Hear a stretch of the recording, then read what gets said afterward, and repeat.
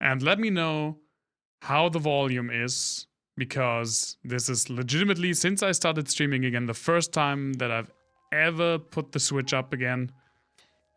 And I'm trying to have an eye out for it. I do kind of got a feel for it again, for where the view meters should be. For example, that seems a little bit low.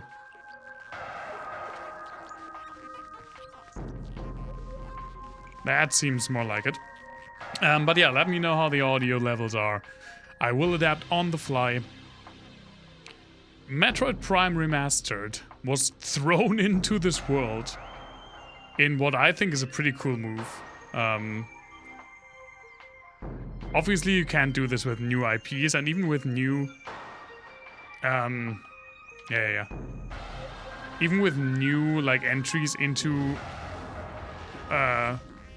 pre-existing IPs, but with stuff like remakes and remasters, I think it was really cool that they just announced it at a Nintendo Live.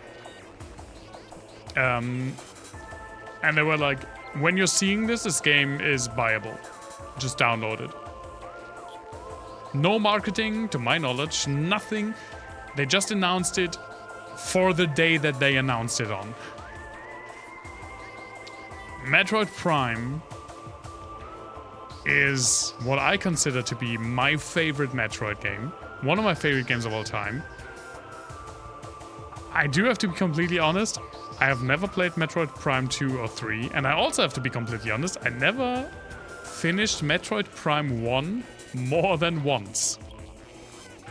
So this will be a little, like, reality check for my opinion on this game. I've also never played the remastered version. I legitimately only ever played the Wii version, which has all 3 Metroid Primes.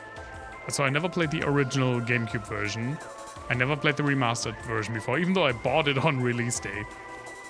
And yeah. I hope that Nintendo gives us the other 2 Metroid Primes as well. I hope Nintendo gives us more infos on Metroid Prime 4. It has been announced like 4 years ago with a splash screen. And we haven't heard anything since. I don't even know what you would do here.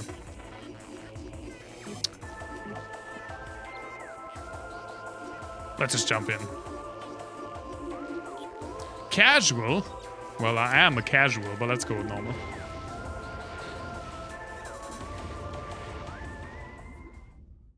I also don't... I remember a lot of things about this game, but I don't know this game by heart, so I will have to find my way around a lot of the time again. But I'm really looking forward to playing this. I hope I put my camera kind of in the right spot. I did it pretty much by memory. Unidentified distress beacon has been tracked to a derelict space vessel in orbit above Talon 4. I'm not so much a casual. I mean, some people would disagree, but I think I can handle some hard games. It's a rock! The cosmos.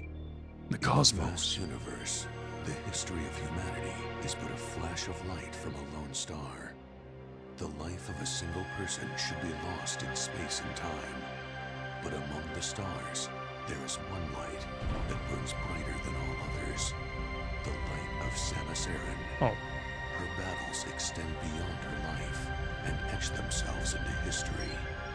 Here, another chapter of that history will be written.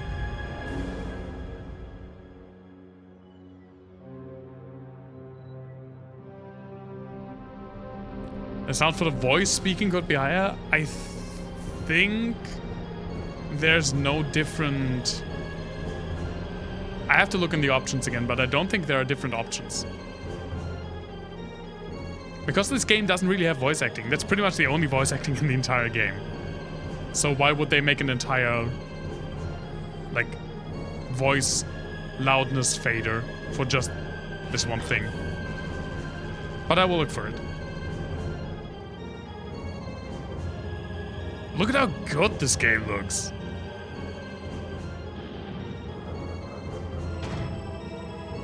They really gave it a good polish. I mean, the GameCube version also looked fine for the GameCube.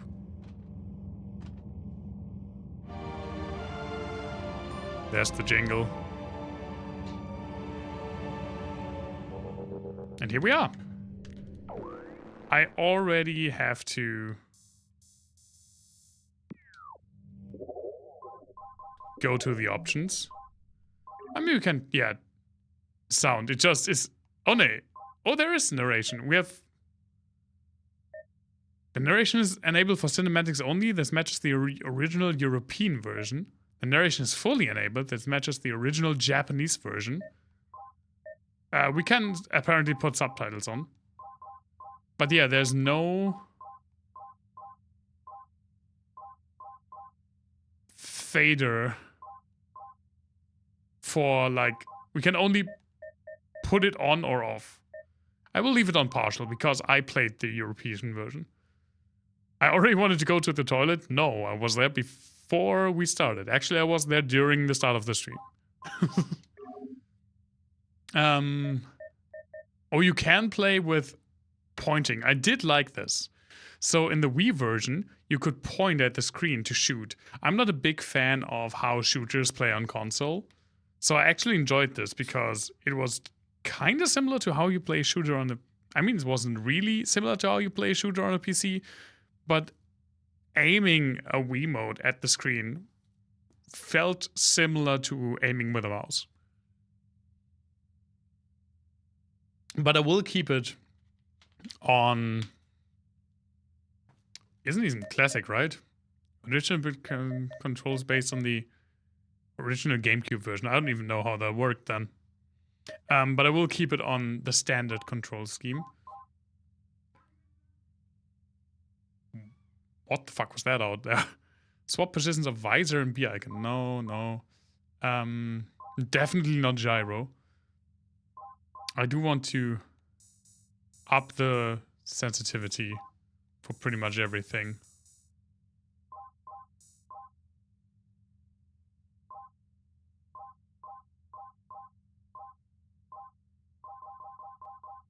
Yeah, we check the rest out during gameplay.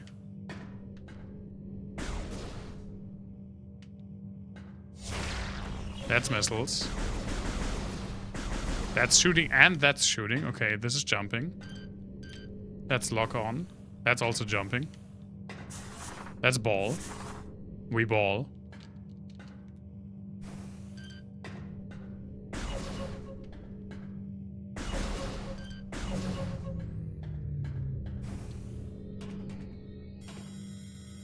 The next set of force field controls are offline.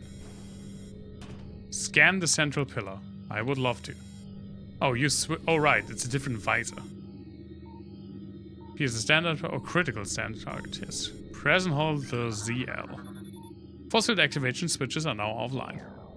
That's ball. We ball now. It's a very important part of Metroid to ball. Use up or ZR to return to combat visor.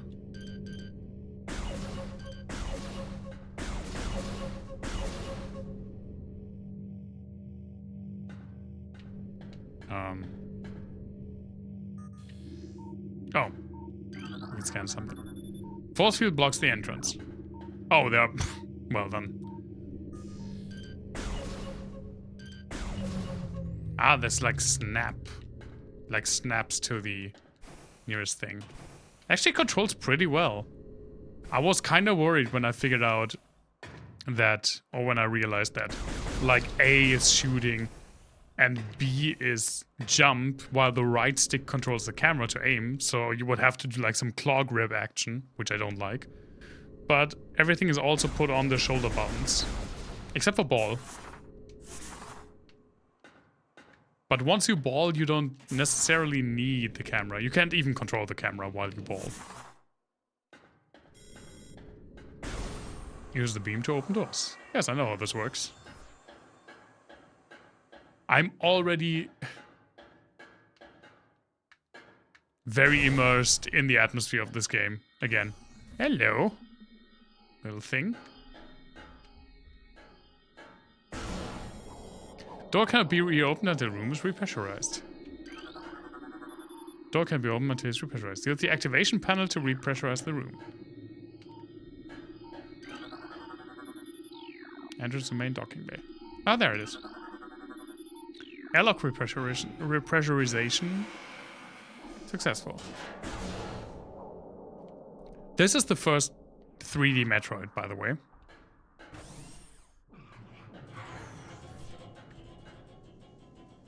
Well, there, hello. And not only is it the first 3D Metroid, but it is also, they immediately jumped to first person.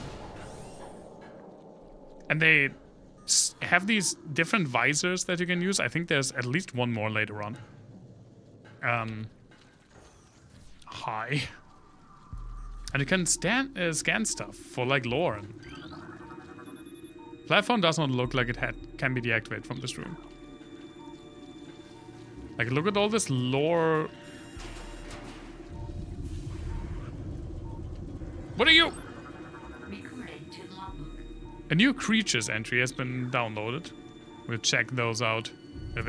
All the others had been 4D. No, they had been 2D, obviously. And like side scrollers. So this was a huge gamble. The age of games jumping from 2D to 3D had kind of been done by the time this game came around, because this was a GameCube game. Most games, most like long running series like Mario, Zelda, Final Fantasy, they did that in the previous console generation. So this was very late to the party. There wasn't a standalone Metroid game for the N64. And it came back with a vengeance, because this released, and then I think shortly after Metroid Fusion released for the Game Boy Advance, which is also amazing. It's my favorite 2D Metroid. But yeah. Escape pod entrance. The vessel has already been jettisoned.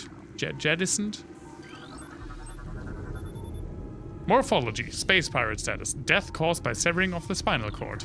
It does look like that. Biohazardous materials. Phase-in badge 009A. Destination deck beta. Phase-in badge 0142A. Destination deck beta. 0073A. So you can play these games really, really fast. And run through them. But I like death caused by severe flame damage to access skeleton. But I do like how much lore and like... You can... The scanning visor has also its gameplay uses. But I do like getting the lore in this game. I'm not shooting for a good time. It looks so much like PC or on TV to you. This game, for the Switch, and for being a remastered version of a 20-year-old game, looks amazing. It really does. Morphology unknown. Info. High levels of radiation detected. Okay, these are all just escape pods. I mean...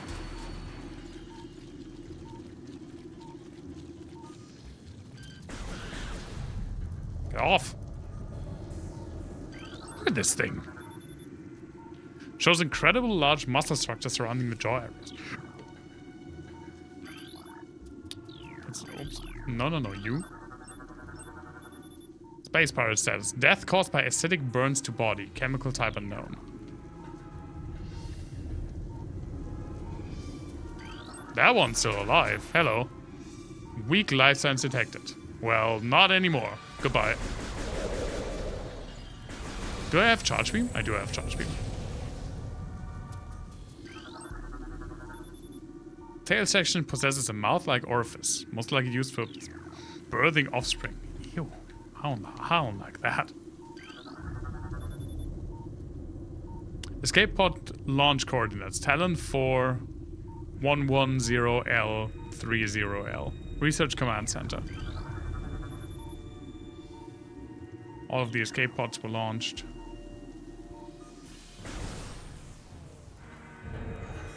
Ah, use the charge beam to destroy rubble. Thank you, tutorial messages.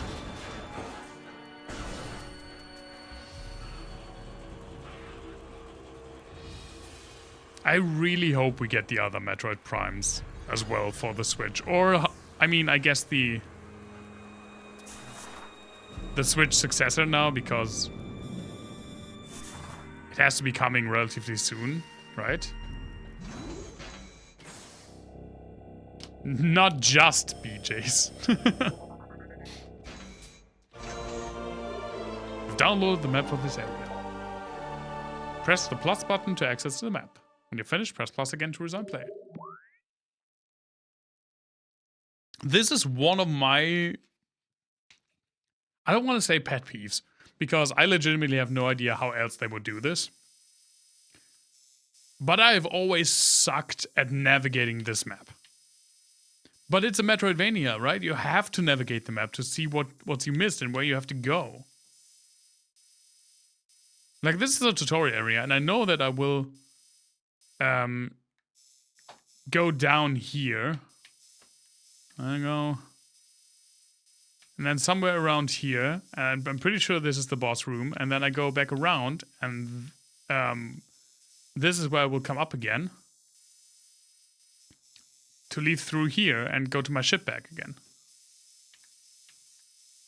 But it is... it is really disorienting, but again, I have no idea how else they would do this. 2 Parasite Queen specimens have become volatile on deck Beta. Parasitic infection has been detected in the ventilation system of decks Gamma and Beta. Talon 4 Ground Zero area secure. Crater radiation readings normal.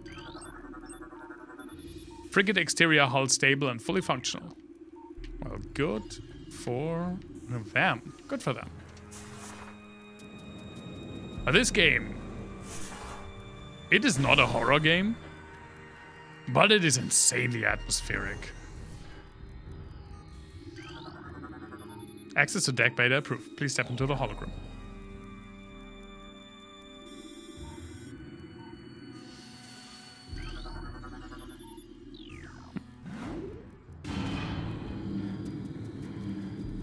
I prefer discovering maps, not seeing them whole once you run into it. It's less intimidating. Oh, it means less intimidating than a horror game. Yeah, and what you mean with the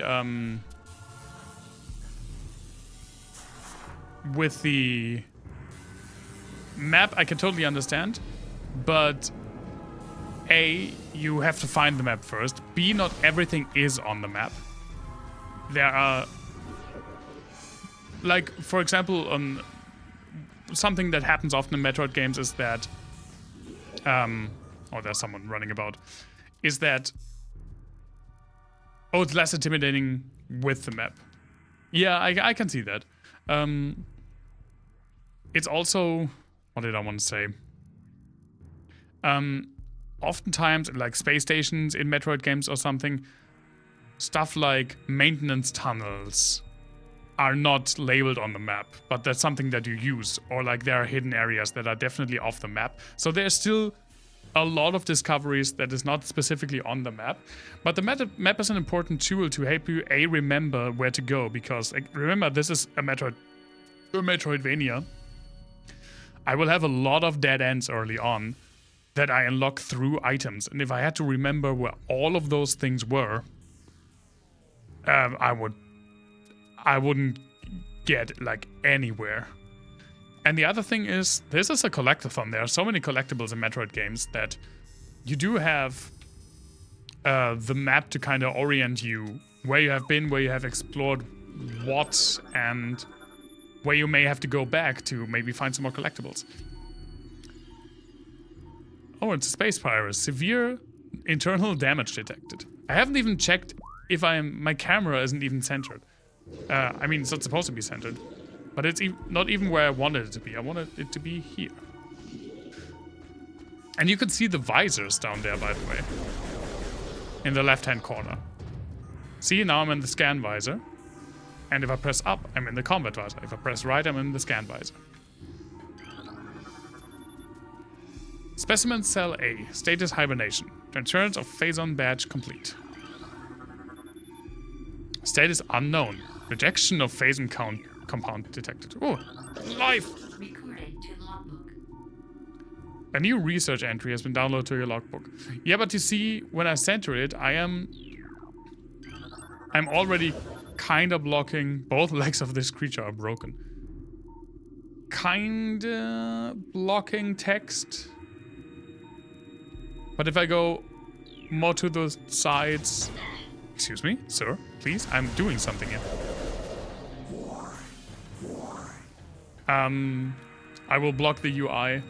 I mean, I could go more to the sides, but I don't want to...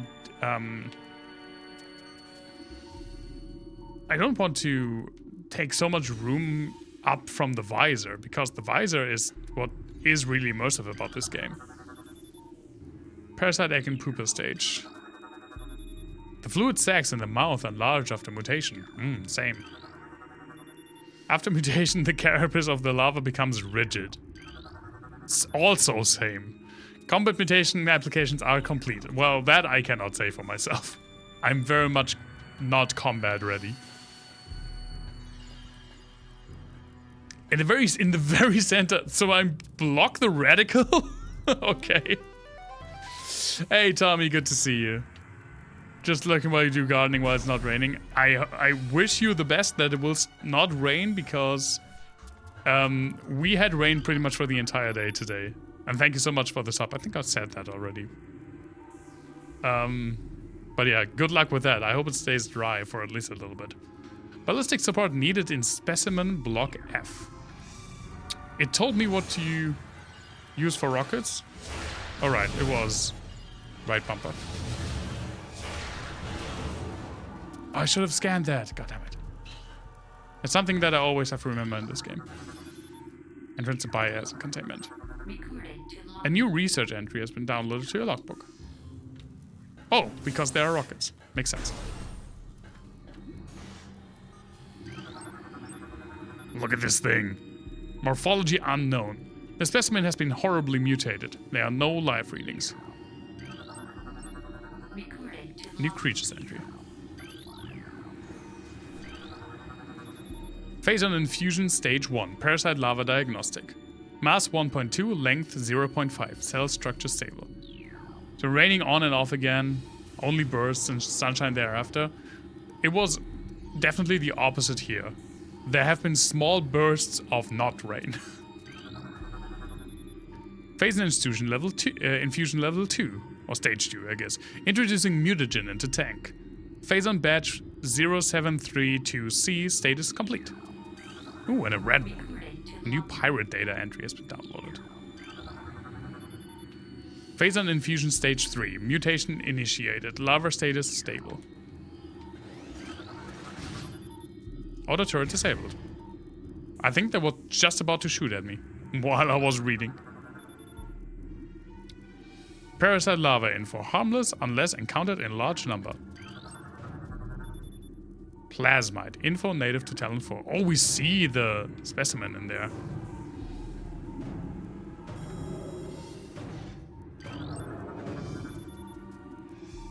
Specimen solitary holding 1. Unknown status. Xenotropic lifeform unstable. Use caution. Well, it is banging on the door. There's the plasmite again.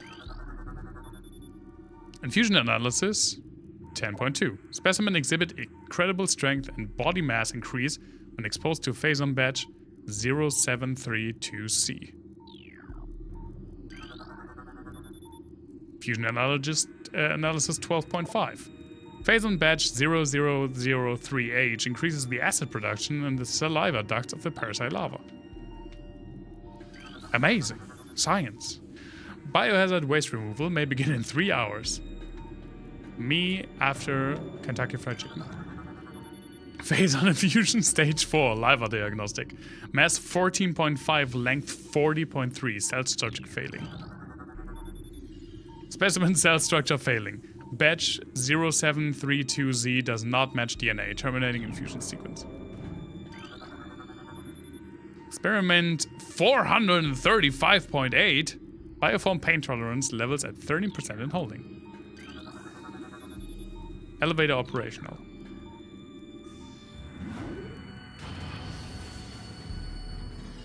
Man, they really did a good job remastering this game. I can already tell. How much care went into this.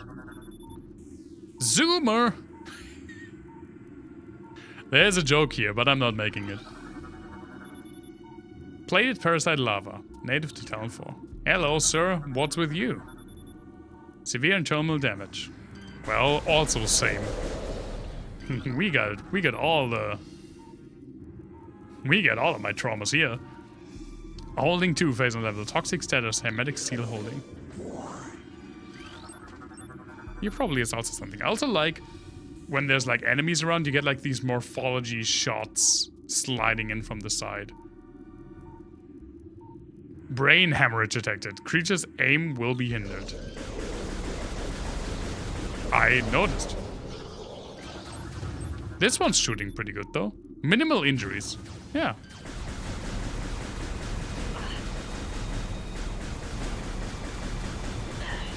And he's also way more HP, probably because he wasn't injured. War Wasp. Can't wait to run into that.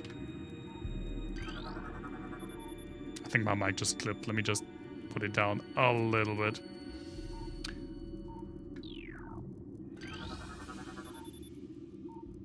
More toxic seals. Morphology Shriek Bat. Native to Talon 4. Ice Shriek Bat. Oh, this holding cell is empty. Hello, sir. Acid burns have welded the joints of the exoskeleton. Welded? The joints?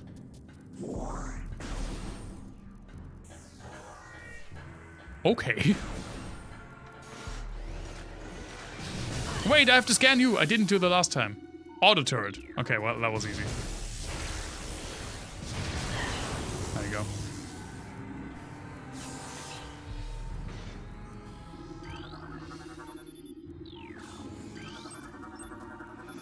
Look at those space intestines. Death caused by severe lacerations to the abdomen. Oh, that's also a platform. Right, makes sense. Anything with a hologram coming out is like an elevator or moving platform. Look at this. Obviously, this remaster only looks... only, quote-unquote, looks good because the original had stellar art direction, right? They had to build... They had a really solid platform to build upon. Door lock enabled. Looks like a spherical shape would fit in this clamp. Death caused by removal of internal organs. Removal. Well, first off, we ball.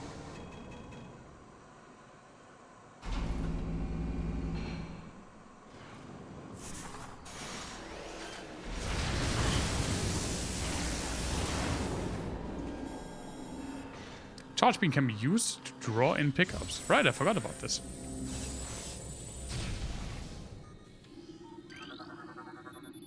Door lock enabled. Please insert metallic sphere to open door. Dead. This creature looks like it struggled to get through the door. Death caused by acid burns to the face. Death caused by severe lacerations. What the fuck killed all these things? Death caused by cranial trauma.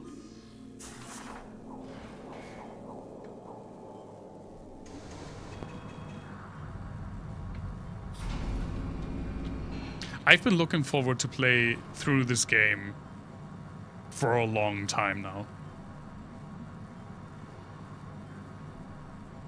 Again, I bought it on release day. Literally on release day. With the plans of playing through it relatively soon again. Oh, okay, hello. And then I didn't. Mainly because I realized I wanted to stream again and this would be a good stream game. Because I know I could gush over it, because I love it.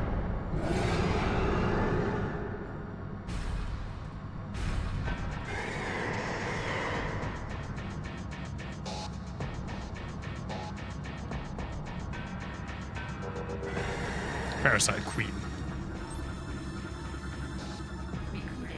New creatures entry. You know what? While we're here, let's check out the creature entries. We can check out the pirate entry. Space pirate encrypted data decoded. Zebes has fallen. Whoops, that was a bit too much. All ground personnel are presumed dead, either killed by the hunter clad in metal, that's us, or in the subsequent destruction of the underground facilities. Our research frigates Orpheon, Syracuse, and Vol Paragon were in orbit at 0 hour and managed to retreat. Frigate Orpheon is now docked at Vortex Outpost. Orpheon's cargo appears to have a 100% survival rates. Metroids are healthy, but on restricted feeding schedules due to uncertain supply status. We are ready to begin research on the Metroids and other promising life forms. Security status remains at cold blue. No signs of pursuit from the hunter. Does she look angry to you? Maybe. Parasites, interstellar vermin. They travel in swarms. Hey Davey, good to see you. How are you? Indigenous to Talon 4, a single parasite is harmless to larger life forms. However, they tend to travel in large groups, swarming over potential prey. Such swarms can be dangerous. I'm well as well, thanks for asking. I had a pretty good day at work, and I'm a bit tired, but I mean, the weekend isn't that far away. We had more creature stuffs. I mean, at least, yeah, we had the Parasite Queen. Parasite female, genetically enhanced by unknown means. A weak spot has been detected in this creature's mouth. Use your auto-targeting to acquire this new target. Scans indicate the presence of a potent mutagen, origins unknown. Creature exhibits the ability to fire weapon-grade blasts of energy from its mouth, a trait not present in the standard Parasite genome. It appears the pirates have begun a bioengineering program with considerable results. This just tells me what all of the shit does. Yeah, that's what we got.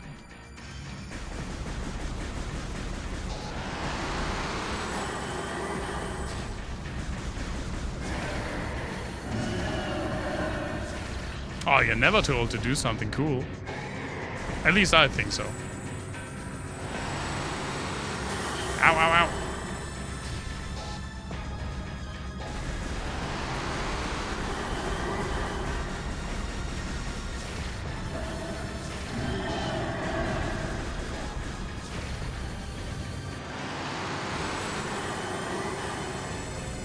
I love the creature designs in Metroid.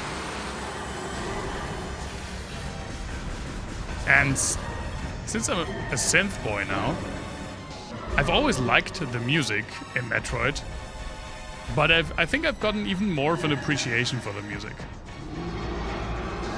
Only thing you're breathing right now is some flapjacks. Nice. Evacuate immediately. Of course. Evacuate immediately. Evacuate immediately. Now this is one of my few points of critique when it comes to this game. Access to this deck beta approved. And now in Metroid, especially when you start and you have all of these cool abilities like the Morph Ball already and missiles and Charge Beam. I mean, we at least have some abilities. You know that we have to lose them, right? Because you start from scratch pretty much every single game and have to reacquire your abilities. That's like a huge part of Metroid. And sometimes they have a kind of a good reason why you lose your abilities. Other times they just throw you in with no abilities, which I think is the correct choice. And sometimes they're Metroid Prime. Oh my god, hello. Because this game does not give a good reason why you lose your abilities and start from scratch.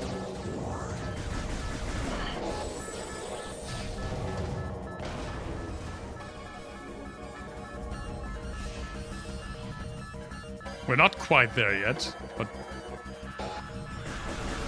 fuck off.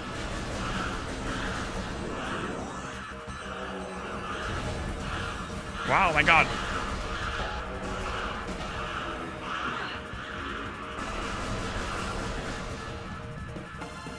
I do love a good escape sequence, though. And I love how you can see like the schmutz on the visor.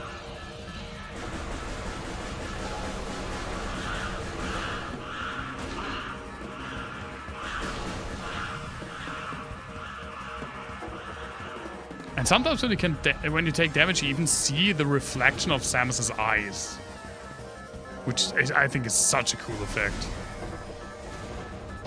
Such a cool but simple effect to remind you that there's a person behind the visor.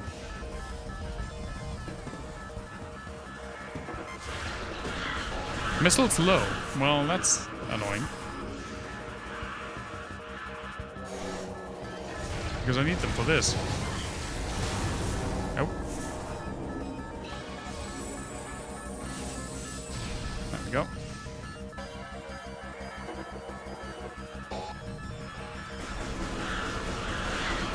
I mean, these don't really do any damage, so let's just run through them.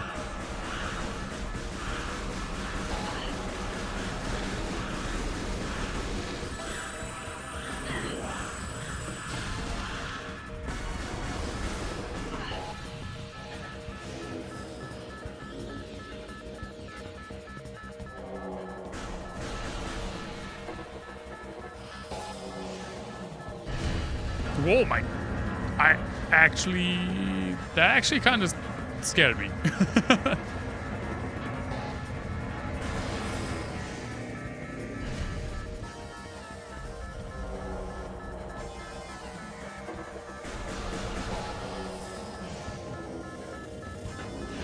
Oh, we even have the grapple hook to demonstrate.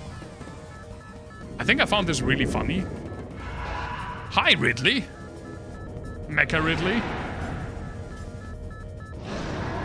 I forgot we saw you already, but I guess that makes sense.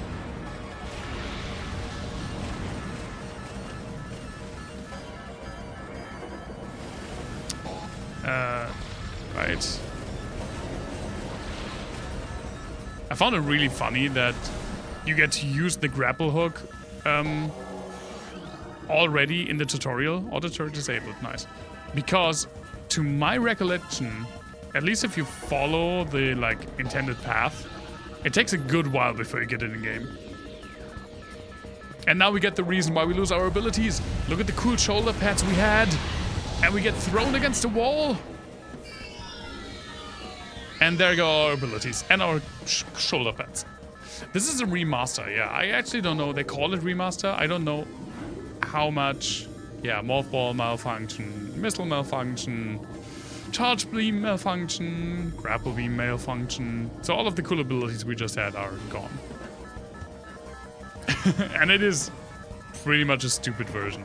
I don't know how much they really built from the ground up or if it is just a remaster. It's not based on Super Metroid, Davey.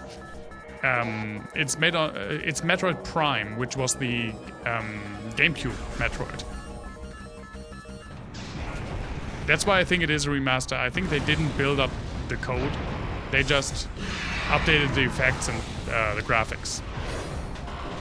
It's not a complete remake in that they built the whole game from scratch again.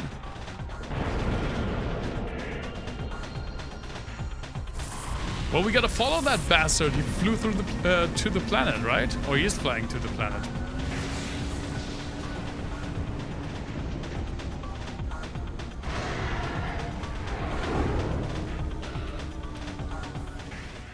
But Super Metroid is also a fantastic game. It's probably most people's favorite Metroid.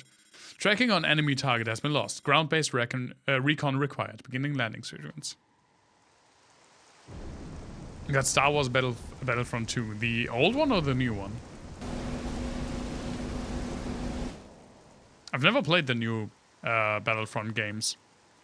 But I did really like the old ones. I mean, especially Battlefront 1. I remember that was a game we played on at LAN parties. Really, really often. A PS4 one? Nice. Talon Overworld. So that was the tutorial. And now we're on the planet. Ready to find out what this freaking space dinosaur is doing here. The space dinosaur has a name, Ridley. He's basically the Ganondorf of Metroid. The recurring villain, basically. New extras unlocked the main menu. Do you want to save? Yes, please.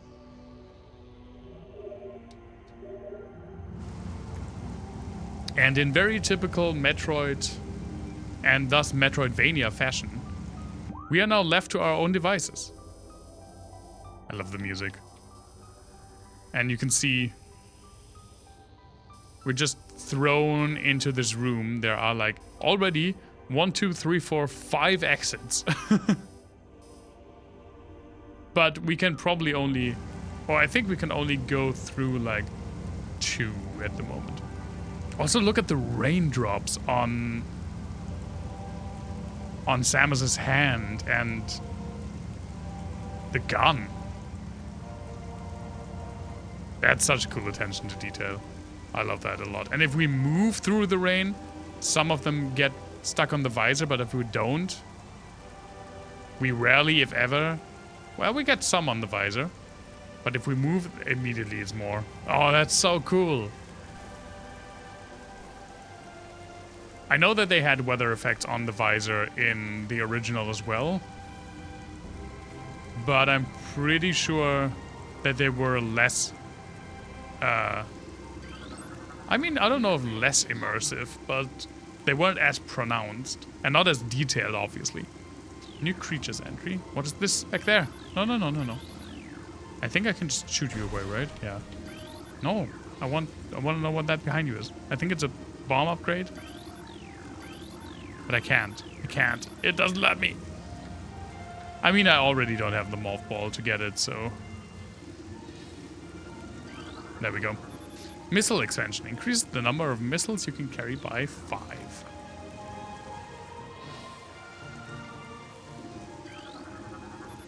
There's a small tunnel burrowed into this wall. Talon fern, non-toxic variety of Xylotelonensis, commonly found near water sources. This lichen seems to be giving off low levels of radiation, no match found in flora or fauna databank. I didn't even know there was a scanning range. Yeah, welcome to Talon 4.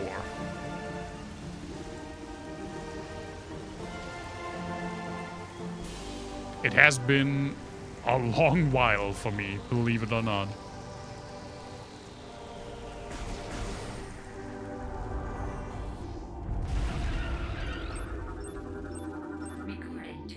New creature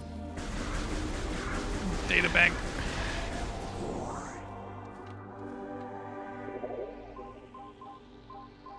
Yeah, we have like nothing. Creatures. Auto turret. Beetle. Burrowing insect with a resilient carapace. Extremely aggressive. The insect's massive mouth enables it to tunnel through solid rock at high speeds. Above ground, beetles can cover short distances rapidly. They attack anything that moves near their lair. Well, that's not very polite. Guides them pervasive indigenous species of bioluminescent weed. Music is amazing. I mean, the music and the atmosphere.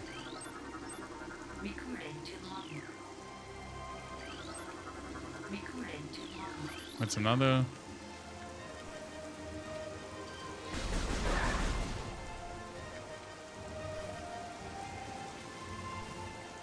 Ow.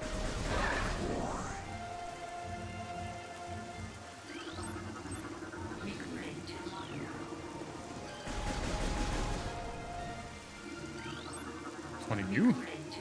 Also creatures, okay. Tree appears to be healthy. Ring dating approximates age at over 200. Ow!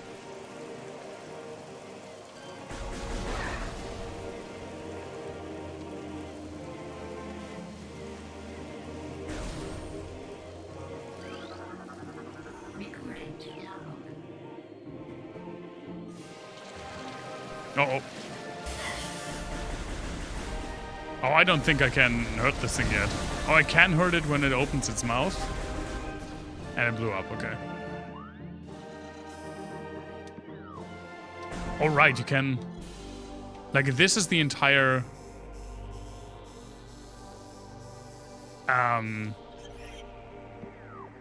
like, topography of the map. Gemer? Wall-crawling mollusk with retractable spikes. The Gemer is an evolutionary offshoot of the Zoomer family.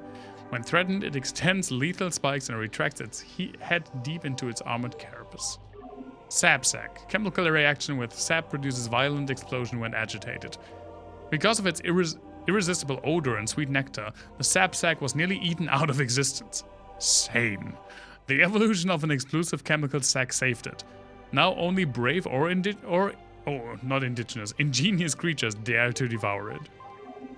Blood flower. Able to eject toxic spores. Toxins are poisonous even to the blood flower itself. Seems like an oversight. 3 mouth nodules protrude... I can't talk today. 3 mouth nodules protrude from the stalk beneath the flower, each with a rudimentary brain cluster and the ability to spew toxic fumes at anything within a 5-meter radius. Spores ejected from the stigma at the center of the flower are sufficient to kill this creature if they explode in its vicinity. Oh, that's how I killed it. Makes sense. I can't do anything here anyway because the door cannot be opened with that weapon. But now, and this is a reason why the map is super helpful, like now I see on the map, you see in the explanation on the side that a blue door means any beam can open it. But there are some with like question marks, which means different weapons are needed. And there's a gray one right here. So if I ever find the weapon that opens the gray doors, I can immediately look at the map and see, oh, there's a gray door I haven't been through. Because I didn't have the weapon yet. Did I ever play or stick by a game that I didn't like the music of? Yeah, there are games where I don't really care for the music.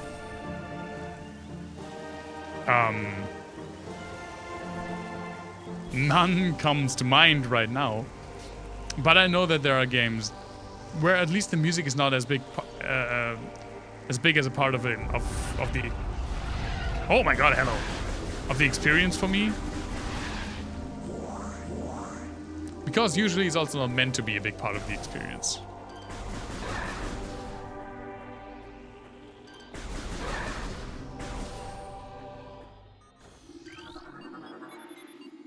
Access to Chozo Ruins West granted.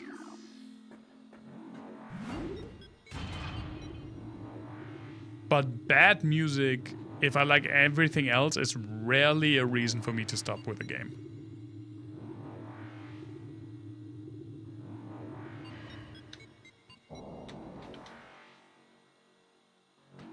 I mean, an example of a game that doesn't necessarily have terrible music. What is you? Oh, access to Talon Overworld North granted. Yeah. But that has a lot of abnormal seismic activity detected. I was talking. Seismic disturbance at ruin site.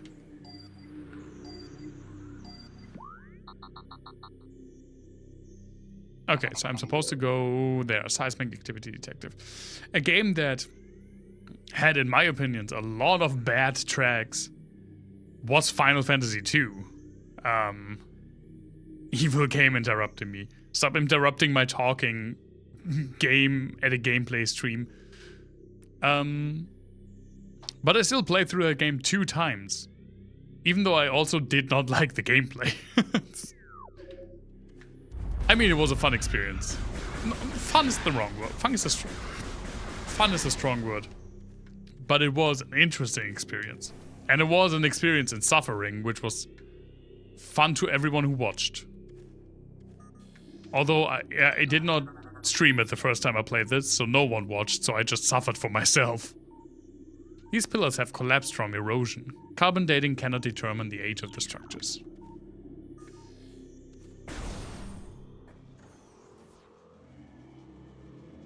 auto suffering. It wasn't really, it was far from automatic. Actually, Final Fantasy II is probably the most manual game I've ever played. Well, it is definitely up there. It's just all around pretty tedious. This stream seems to be weakened due to cellular decomposition. I see. Isn't auto also like self? True. I just misunderstood you. These large branches have been forcibly intertwined, forming what looks like to be a bridge structure.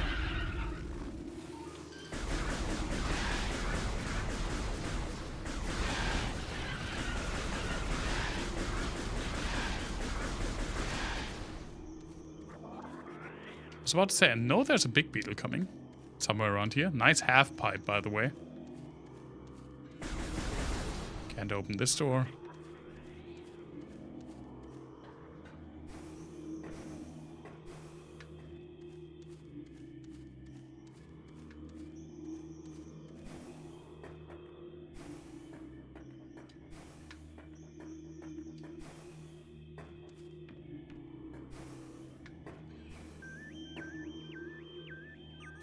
Oh, hi. I do remember you. So most of the time I don't actively dislike music in a game. It's more of a either I like it, I love it, or I don't care for it. Usually I don't care for it is like the lowest point, but that still doesn't really detract me from playing something. It's just not memorable to me or memorable to me or I don't know, I don't really care for it. It doesn't enhance my experience, but it usually doesn't detract from it. It is a major point for me when it's good, but when it's bad, it's just no plus. I mean, at least I can think of an example where it actively discouraged me from playing. Maybe if I think hard enough, I find something. Have a nice shower. War Wasp Hive. Primary War Wasp dwelling. Only vulnerable to heavy weaponry, which I guess I don't have yet. War Wasps build their homes over existing crevices, using whatever materials are close at hand. They carry building fragments back to the construction site with their forelegs and glue them into place with their adhesives secreted from their abdomens. That also means there were probably like some... No, not yet. Not yet any war wasps.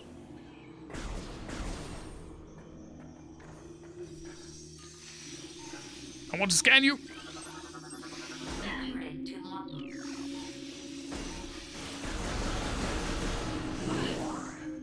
Oh no, I can't fit through here apparently. My shoulders are too big.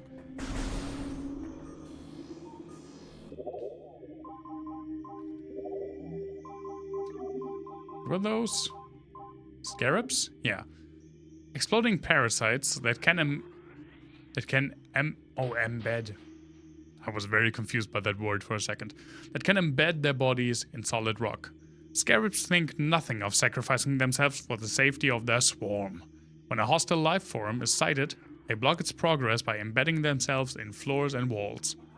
Embedded scarabs violently self-destruct when threatened. Good for them. Good for them. Oh, there's also freaking missile update over there that I can get to, and I don't even have missiles yet, so why would I even? The ledge this object rests on cannot be reached from this room. That's nice of you to say. Door can only be opened from the other side. Ah, so it's a Souls-like. Should have known. Actually, one of the most controversial things I've probably ever said online is that I think Dark Souls is a Metroidvania. What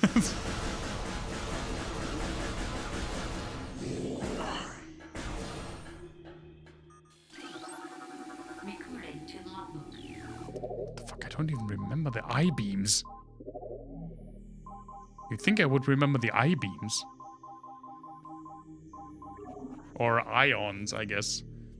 Immobile organisms entirely composed of ocular tissue. Man, evolution on this planet can go fuck itself.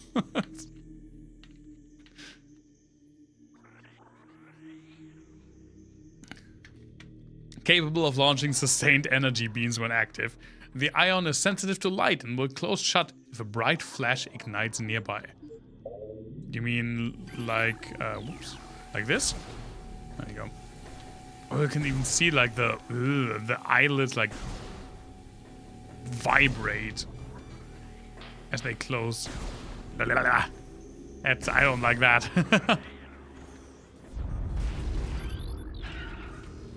That was a legit like visceral reaction to seeing them like wobble around. A new Chozo lore entry has been added. Elevated toxicity levels found in tree bark.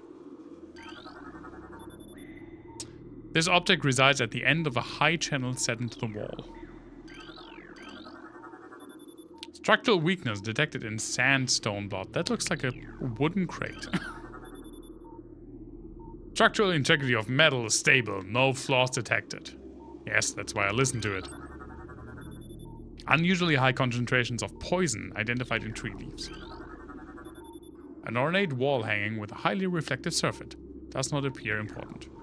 Well, thank you for telling me that I don't need to pay attention to it that much.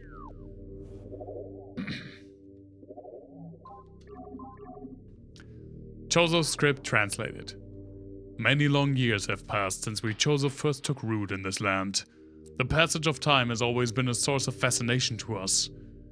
It is the belief of many Chozo I was trying to go for mystical. Fucking Chozo sages fucked me up. That the truth of the universe hide within the tumbling currents of time's flow. Even as we search for answers there, however, we find illumination in other, unexpected places. We know not how the ability has come to us, but recently many Chozo have begun to sense things beyond the realm of ordinary perception. Strange sights and inexplicable sensations flood our minds, filling us with visions. We take this growing ability to be a sign of our burgeoning harmonization with the infinite. Perhaps, finally, the universe's secrets are becoming known to us. Well, good for you. Good for you, bird people. There they are. Recording to logbook. That has to be a war wasp.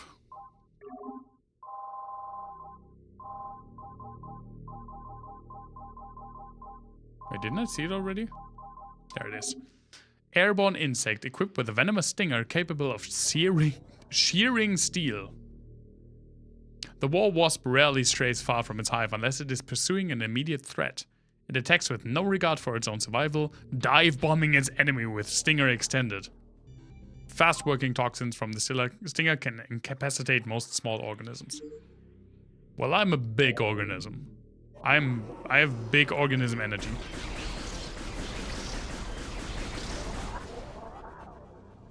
By that I mean I should eat less fast food.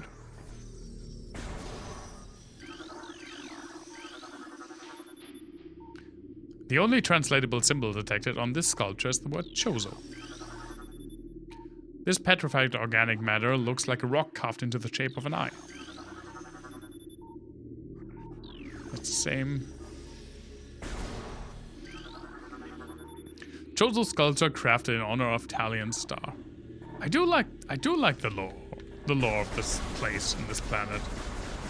I legitimately like reading up on it.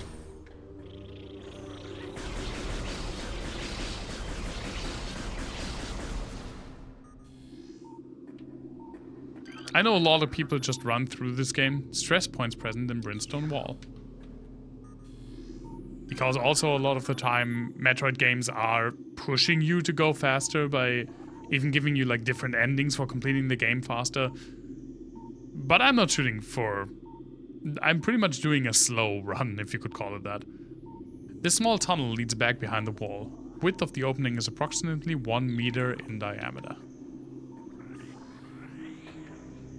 So what you're telling me is that I need a morph ball.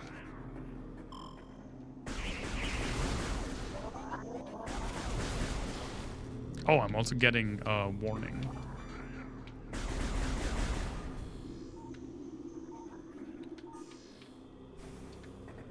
The first time I played this game, it was really disorienting for me to jump so much in a 3D space. But at least right now, it's not as bad as I remember it.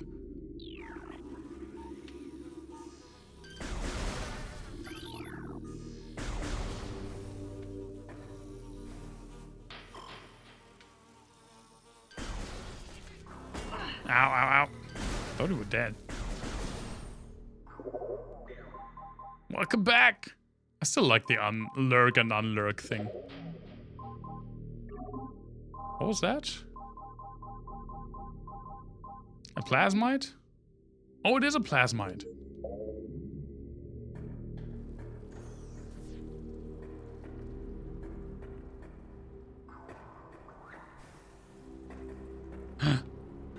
Missiles.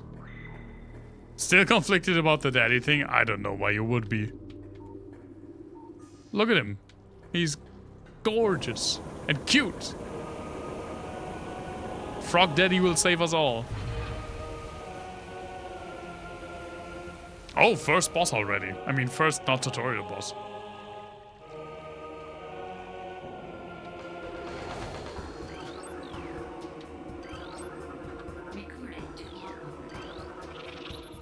Drainage possesses traces of high-level toxins. I want to scan you, and then I want to read up on you. I wish there was, maybe there isn't, I'm just stupid.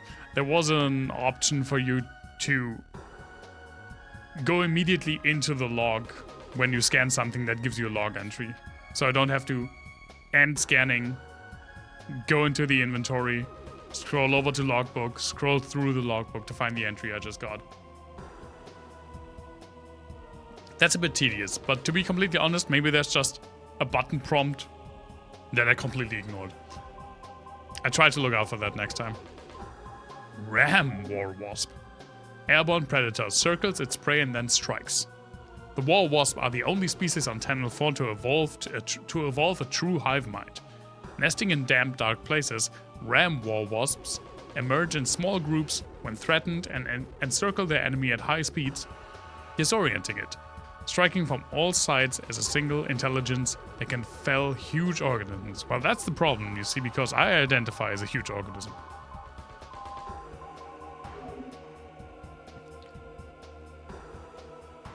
One of the middle buttons, like the options one? Yeah, maybe. I mean, I try to do it. I try to press a few different things, but it just closed the scan. We'll see. Security unit programmed to work with predatory hive dwellers. A design flaw makes the shielding on hive mecha weak around their access ports. These units are second-generation combat drones, able to interface with organic units at a higher level. They train, shelter, and work with hive-dwelling predators. Unarmed, they rely on their hive beasts to handle any threat. Oops.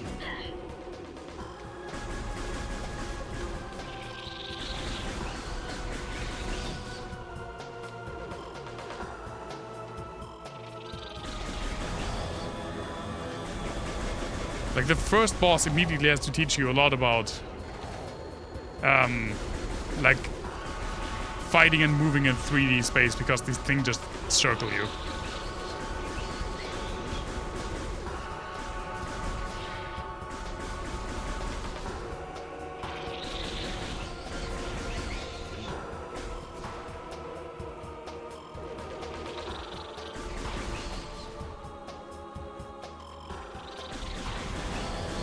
But some of them are really dangerous.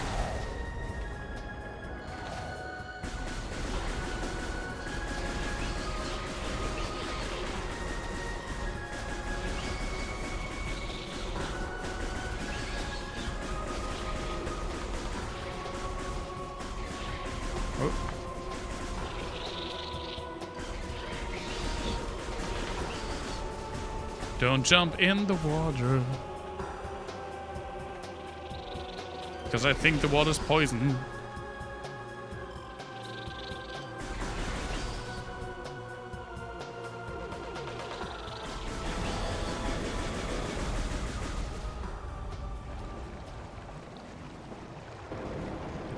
Yes, give me missiles.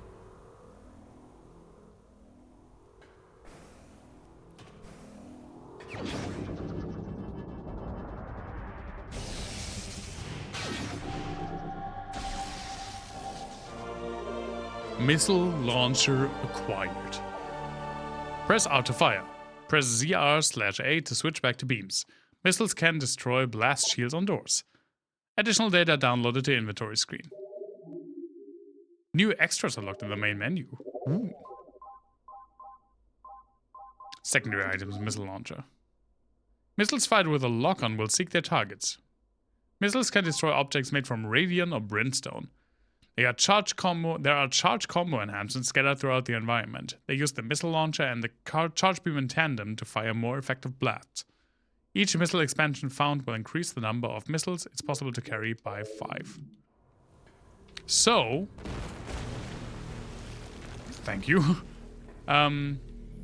Because it told us, you can destroy like stuff made of brimstone. And we just, in like 1 or 2 rooms prior, had a wall that said structural weakness with a wall made of brimstone. I think it was 1 room before. We can just go back and check if we can destroy that wall now. What's behind it? It wasn't here, right? Fuck off, you wasps! Now I can destroy your hive. And also that was the wall, right? Stress points present in brimstone wall. Yeah, so there we go. And that's 5 missiles more. Like immediately off the bat.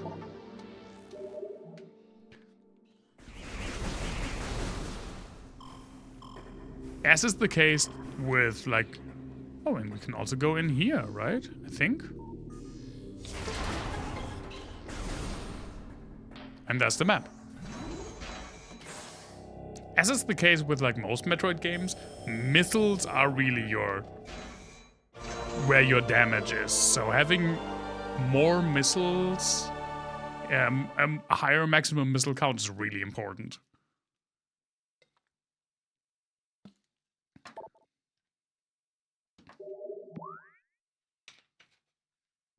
There we are. We can see that, for example, there's a tiny room that I don't know how to get into yet.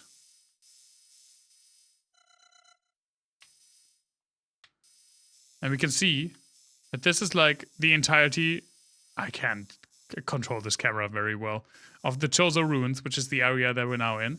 And this is the entirety of the Talon overworld, which is where we started the planet side of the game, where we had like the rainy jungle and everything. And I think there are like 6 areas, question mark. Devilish room. I will make it there. But as is the case most of the times when I play a game like this, I'm definitely not shooting for a completionist run.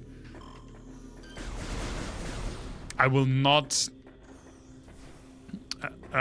find and get everything. I will try to get as many collectibles as possible. Ooh, hello. But going out of my way to stress myself over stuff I may have missed is not really what I find fun in these games.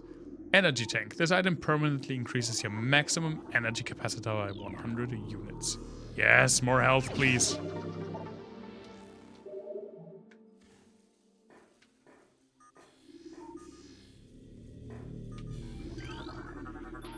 Small tunnel leads back behind the wall. Oh, okay. So I can't even move. I can't even continue here because I don't have the morph ball yet. So I was a little bit too quick continuing. Like going back to get the missile upgrade.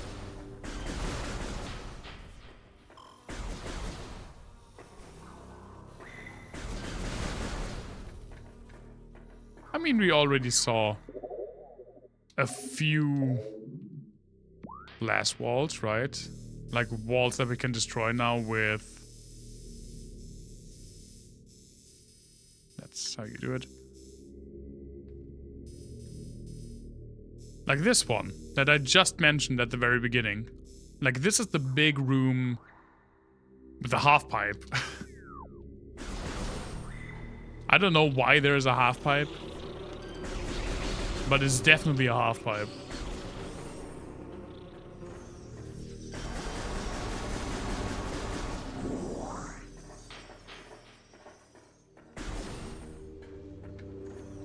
So this is a huge part of the gameplay loop of Metroidvanias, right? You find a new item, and then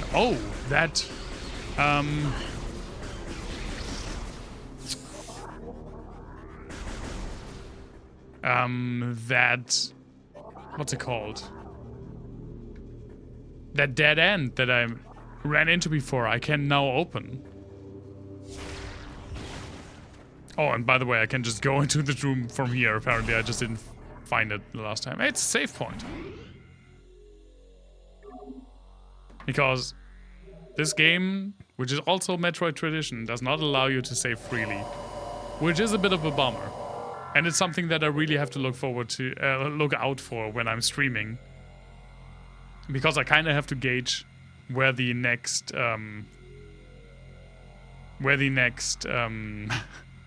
safe room would be.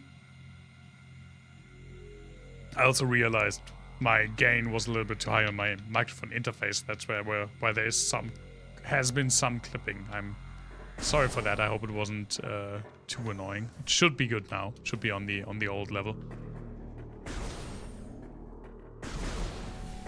Yeah, we get the wobbling eyelids again. Boop. But yeah, then you run around and see, oh, I can open that now, and I get a different item, and then I can open that and that and that now. And that's really part of the gameplay loop for these games. It's just a fun exploration.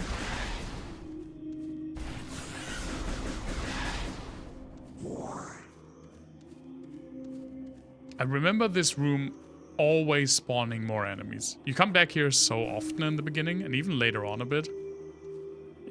Because so many paths lead into this, like, courtyard. And always the freaking beetles spawn.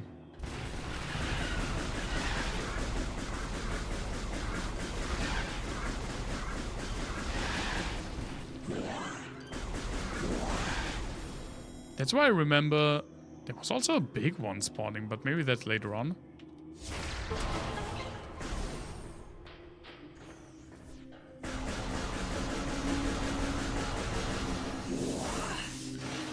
These scarabs are kind of like refill stations. There are so many of them, and a few of them always... you can see, the purple thing is life energy, and the orange things are missiles. And I can just suck those up and be at full anything again. Oh. One would think we get the morph ball here. Oh, one would think we get the morph ball here. Morph ball. Multiple microscopic fractures found throughout sandstone wall section. These blue orbs seem to be simple light sources. Oh, this is where we get the big bug. Right? Balls! We ball soon. Become ball.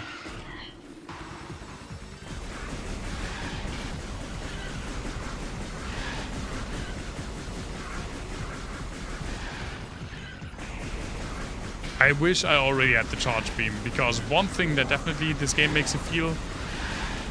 It makes you feel like playing an arcade shooter with how often you have to tap the shoulder buttons to fire. Like for every single shot.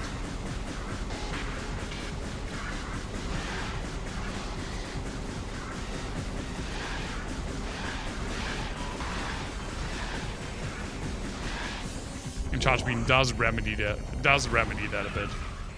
It's Big Bug.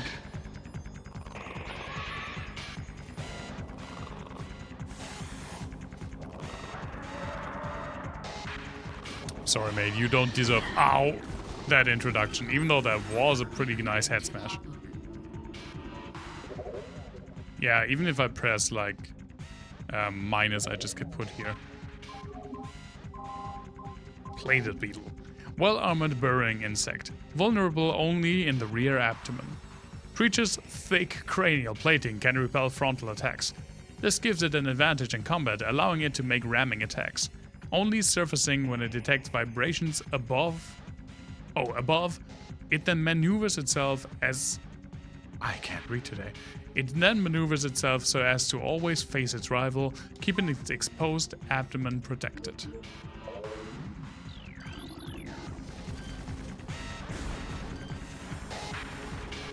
Oh, right, there is like quick dashing. While locked on.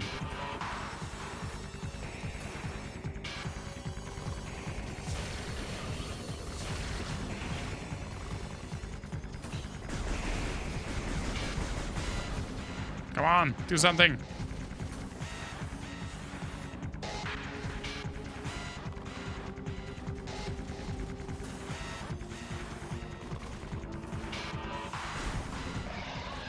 There we go.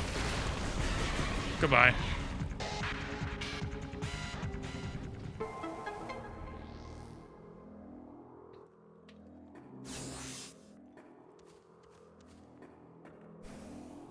Wii ball.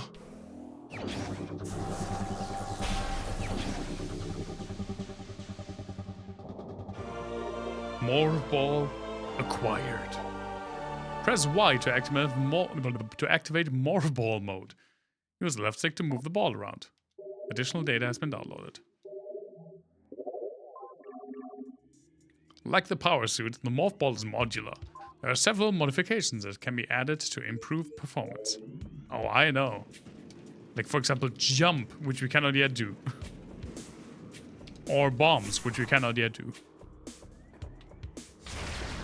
And thus we cannot go in here.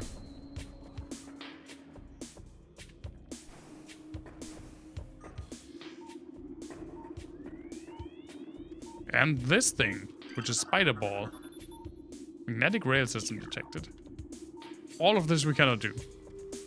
But we can fit in small spaces now.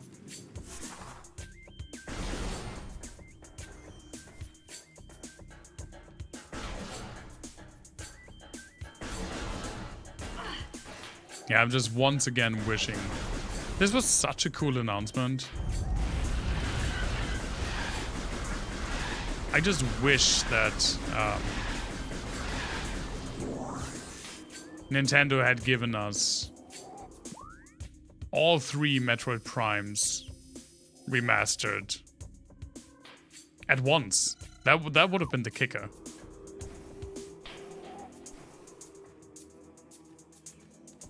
Because now, I mean, it's not worst case.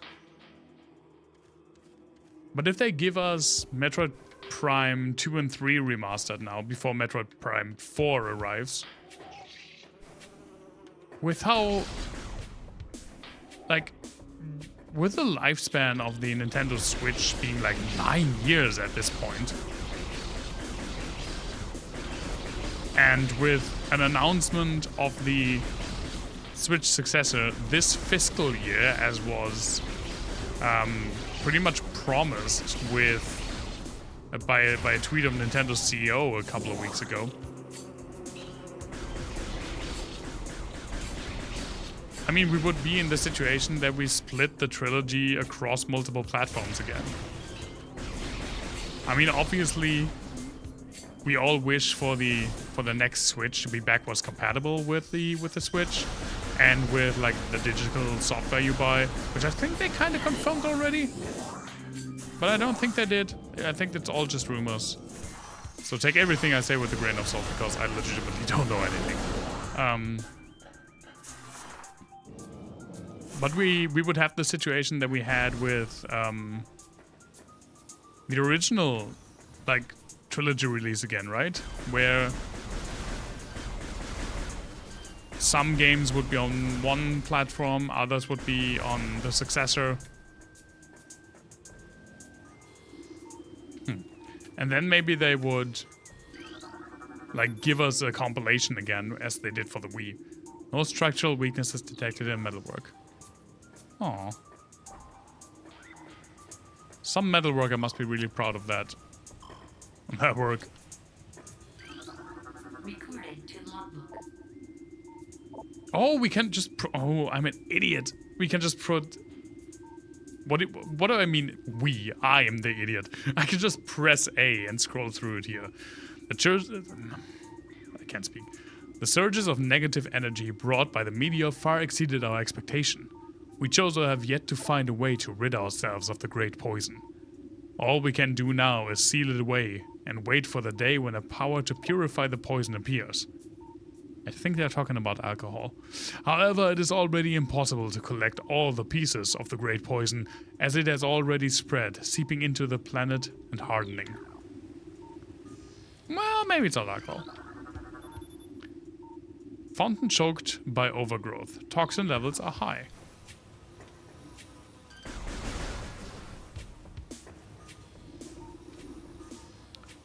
Let me check the map. Okay, like this direction, there's way more in this direction, so let's go in, like, to the right first.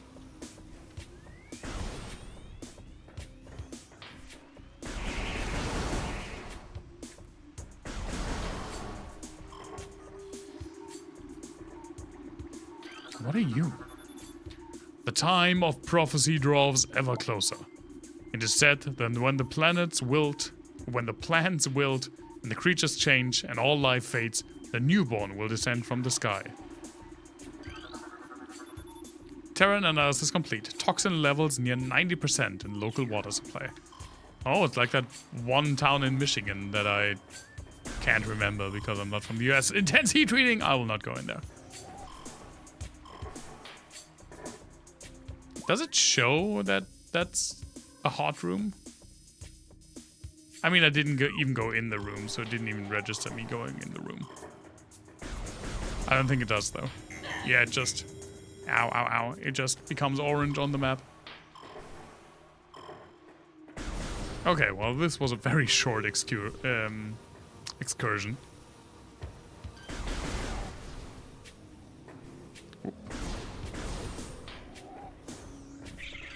What? No, no, no, let me scan you! I knew it. I knew you would explode, and I couldn't even scan you.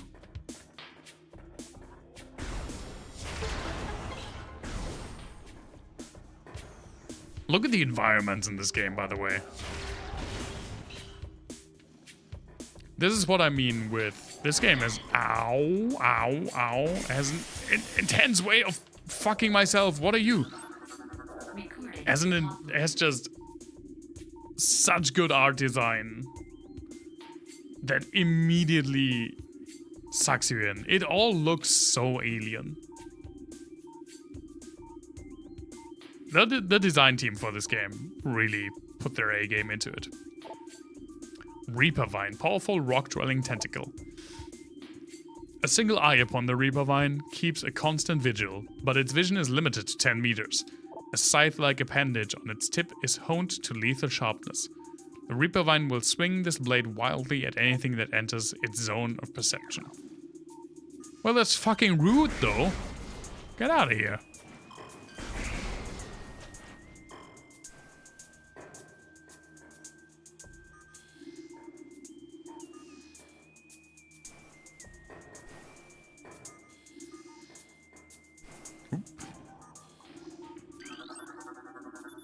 Overwhelming toxin levels have rotted all the leaves.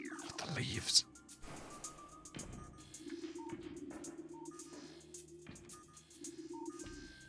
Oh, I can get up here, but since I don't have bombs, I would need mothball bombs for this, which I don't have yet.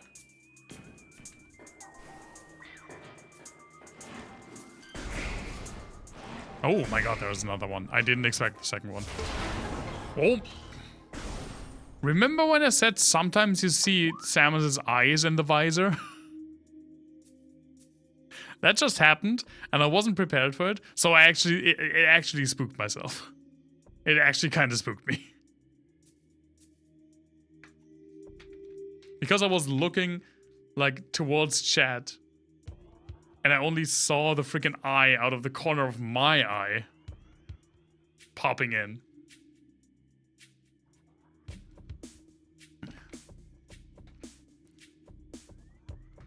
Well, what can you do?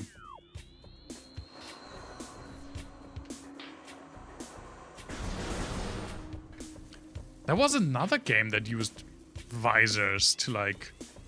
I mean, I'm sure there are multiple games, but around the same time, there was another game that used visors to immerse you more into the game by displaying, like, weather effects and the hardest part of what the character actually sees in the visor. What was it? It was a Star Wars game, right? It was Star Wars Commandos. Commandos? Commando? Republic Commando. Man, I haven't thought about that game in years. Yeah, Republic Commando. That was a cool game. That was legitimately a pretty cool single-player shooter. In a time when single-player shooters were kind of weird. I guess for Halo. Except for Halo. Did it have good music? I legitimately don't remember a single thing about this game, except for you can order your companions around, which was also in, like, the first Medal of Honor and also in Mass Effect. And you play, like, clone soldiers. And that's all I remember. Path of corruption leads ever higher. Recorded to logbook. Shriek bat. Body temperature peaks at 121 centigrade. Shriekbacks have high internal temperature, making them easy to spot with thermal imaging. They roost on cave ceilings while hunting for small prey. Fiercely territorial, they dive bomb anything that wanders near. But apparently they also die while doing that, so... Seems like a bad strategy. Wait, that's where I come from.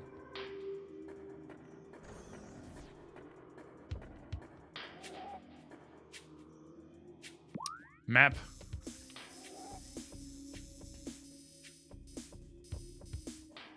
Oh, it's not where I come from.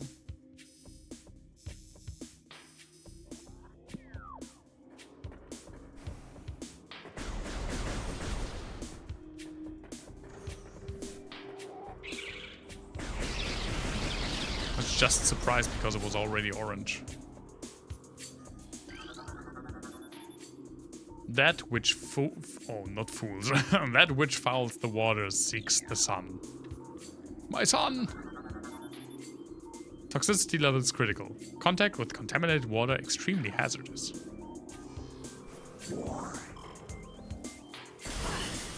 Which is why I only dipped my toes in a bit.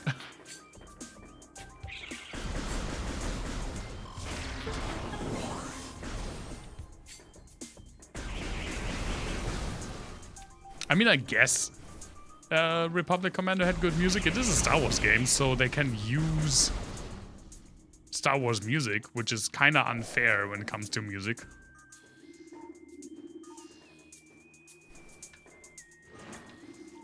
Right? That's like one of the easiest ways to give a game a good soundtrack is by just having John Williams' score accompanying it. Trace sediments indicate water once flowed here. Charge beam. Charge beam? want that. This large metal gate blocks entrance to the area beyond. 4 runic symbols adorn its surface. Recorded to logbook. Oh, the script is behind it. I was like, where did I get that script from? Disaster struck suddenly. We had a vague, dark foreboding, and it became truth. A meteor appeared from nowhere, casting a dark shadow of debris over the land with the violence of its impact. Its destructive force spent, the fallen star burned itself out rapidly, and the incident should have faded into memory. But the meteor brought with it corruption. A great poison burst forth into the land, a strange entity that clawed at natural life with a ferocity. That strange negative energy emitted from the meteor expanded to encompass Talon 4 in the night, as a spider weaves a web.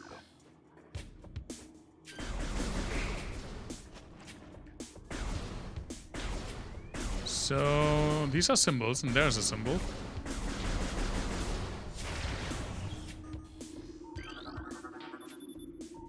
This runic symbol has been activated. Oh, we just have to scan them. Well, that's easier than shooting them.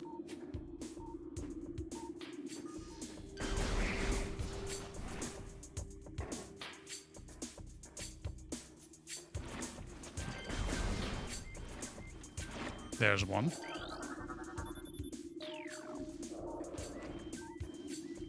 I hope it's not timed. But I think with this being like the beginning of the game, they would be a bit lenient.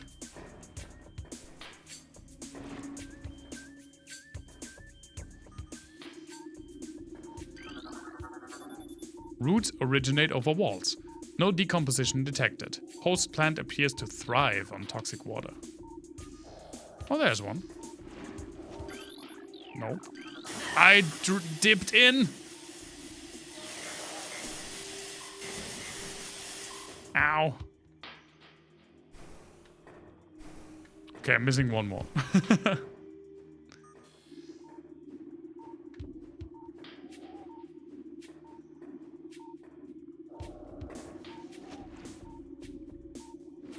Oh, there.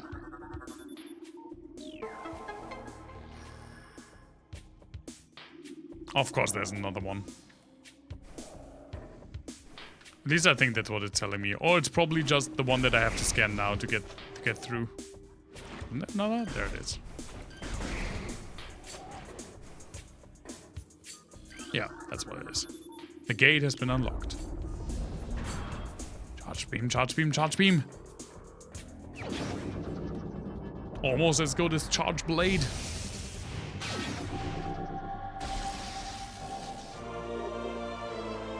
Charge beam acquired. Hold the fire button to charge. Makes sense. Yeah. Oh my god. Those are quite a few.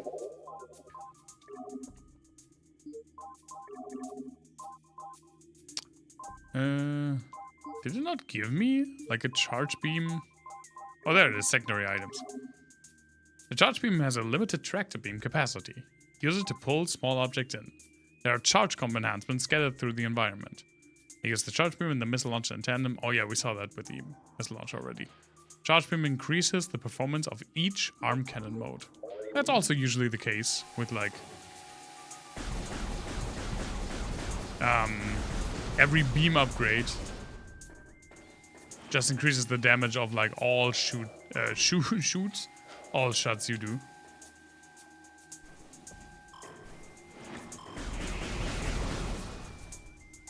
Excuse me, sirs.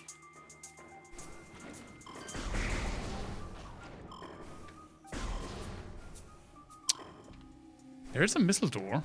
How did I miss it? It's probably just like there's a mothball tunnel?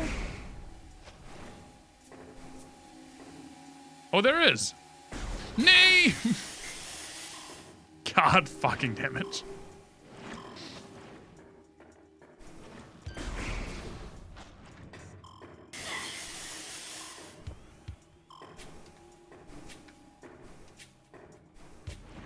As all Metroid games, by the way, same as all Metroid games.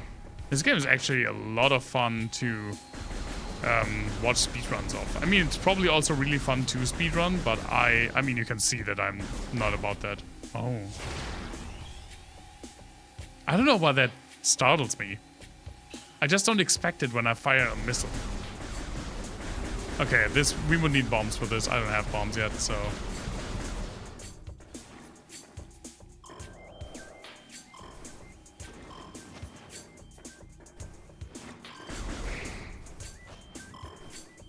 I expect the eyes when I get hit, not when I hit something. But it is really effective. I mean... Isn't it the wish of all creative people to get a reaction out of people? And I am a coward. Truth awaits you in the sacred hall. There we go.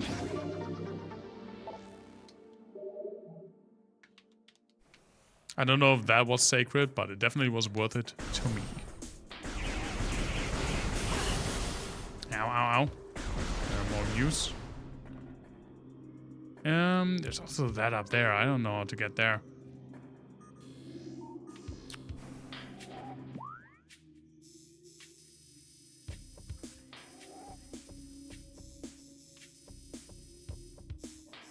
I can try to go through this thing up top. Because this, I have no way of getting up there. Okay. But first, let's save. And I will take a very quick bathroom break.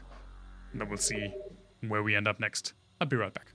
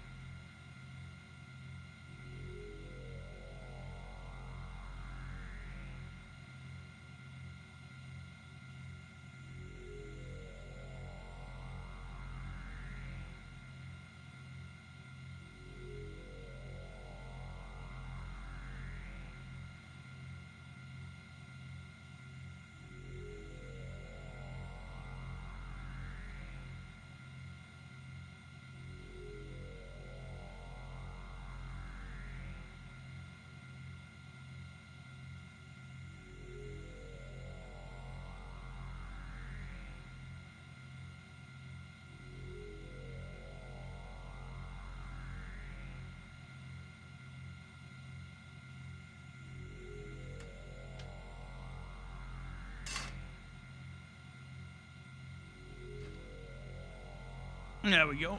Thank you very much for counting that.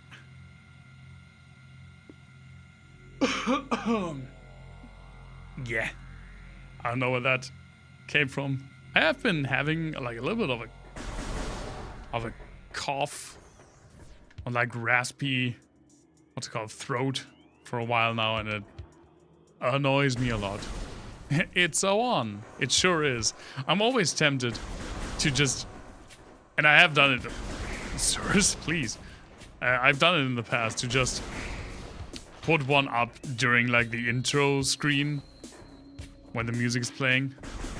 Oh wait, I don't have bombs, and these don't go through there, right? The runic symbol has been activated. What?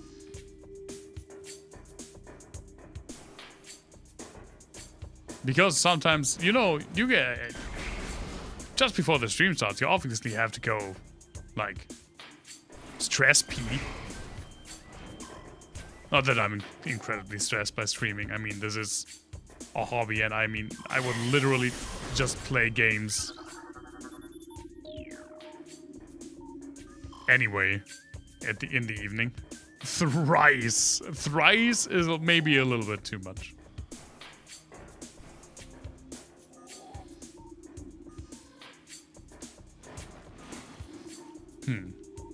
Right, I can't. Pretty sure I need bombs for that, which I don't have yet. Recorded to logbook. Venom weed. Oh yes. Poisonous plant that retracts into the ground if threatened. Venom weeds evolve to thrive in the habitats of large organisms. They lure prey with brightly colored leaves, then detain it with tiny barbs that deliver a powerful toxin. Venom weeds rapidly decompose anything that succumbs in their midst. Okay. Rad. Let me... I mean, I know this is not it. This is too high off the ground. Behind the Hive Totem, why couldn't we continue? Oh, we couldn't continue past the Hive Totem because we didn't have Morph Ball, which we now have. So I guess this is our next next way. I don't think we can.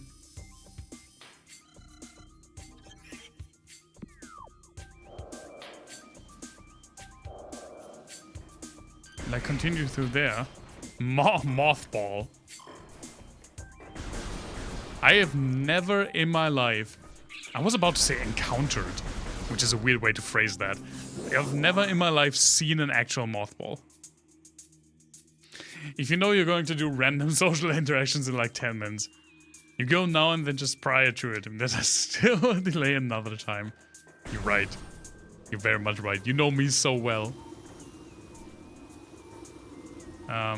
Didn't I scan this? Oh, I did.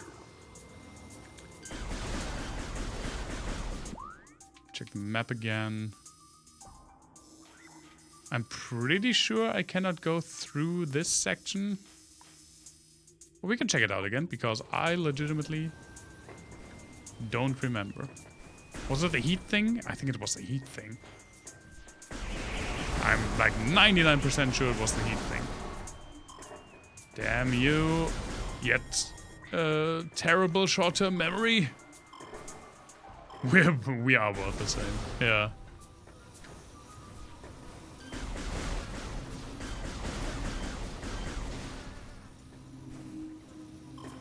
It's funny, so far at work, no one has mentioned.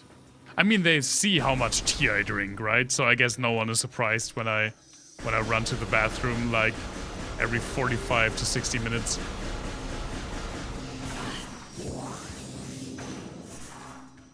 My coworkers have finally started drinking coffee again, which is funny because right now, since I have like a little on-stove espresso can, I do make myself coffee more often now at home. But I still don't really like... I still don't really like just like the filtered, the like box standard filtered coffee.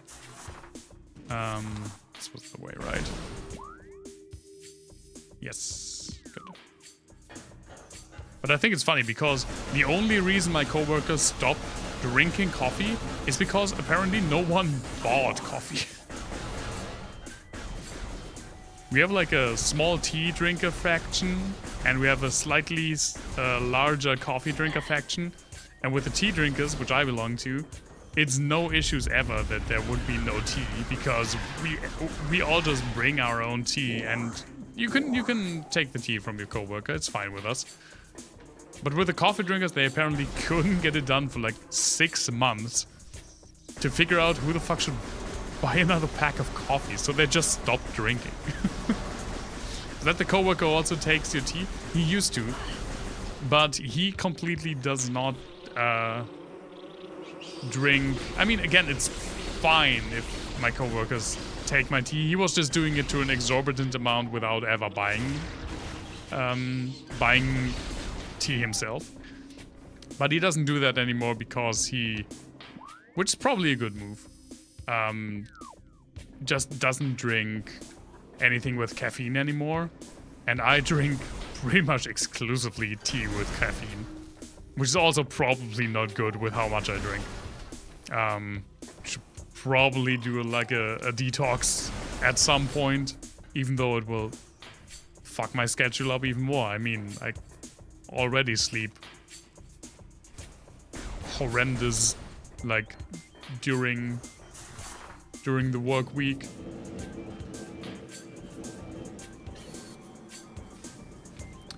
I really like the side-on view that the game switches to when you're in like a morph ball only area. There is a wall here, like I can't roll out this way, which I was super afraid in my first playthrough. But this like it seems like a nice like diorama, and it makes it easier to navigate than if you were with a camera behind Samus for these parts. I can usually, but that just speaks to how much I'm used to it. Magmore Caverns North. I can usually drink a lot of like caffeinated stuff, even until late in the evening. Maybe not really coffee, but tea, and even, I mean, this is Dr. Pepper. This has caffeine in it, so that usually doesn't bother me. But what bothers me is when I have to get up early, but I just came out of like PTO or stuff, like a time where I could let my biorhythm just, my normal sleep rhythm just run away. And then I have to switch back to my work rhythm, which is very much different. Yeah, I was pretty sure that I can't do anything here. What are those? Recorded to logbook. Oculus, wall crawler that generates electric pulses.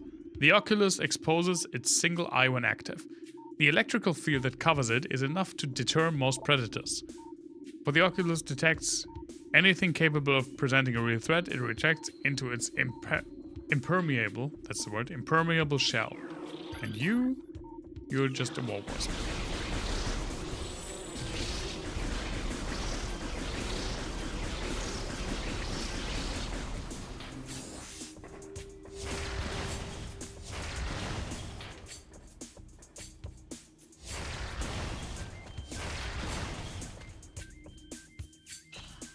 What bothers me is having to get up early to go to work. Yep. What bothers me is having to go to work. That's like the root problem for a lot of my problems. This cordite wall hanging appears to be slightly cracked. Slightly cracked at what?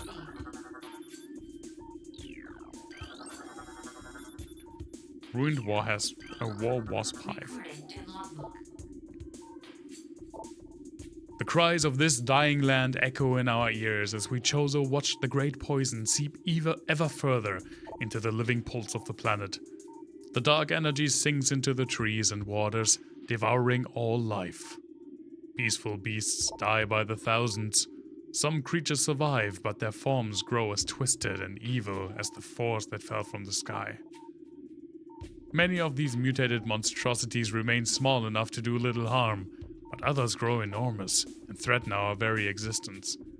One such beast defiles our sacred fountain, disgorging poison from its foul form, replacing pure flowing water with cascades of creeping death.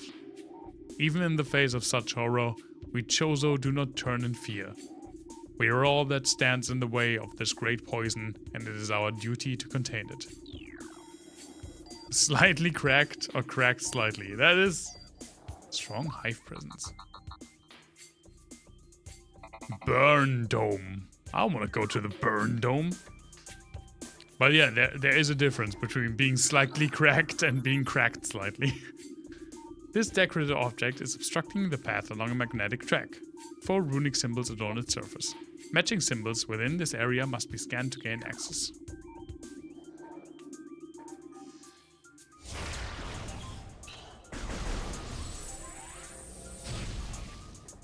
I mean, I don't even have the spider ball to like get up there. Unable to access magnetic rail systems, so I don't really need to bother with that yet.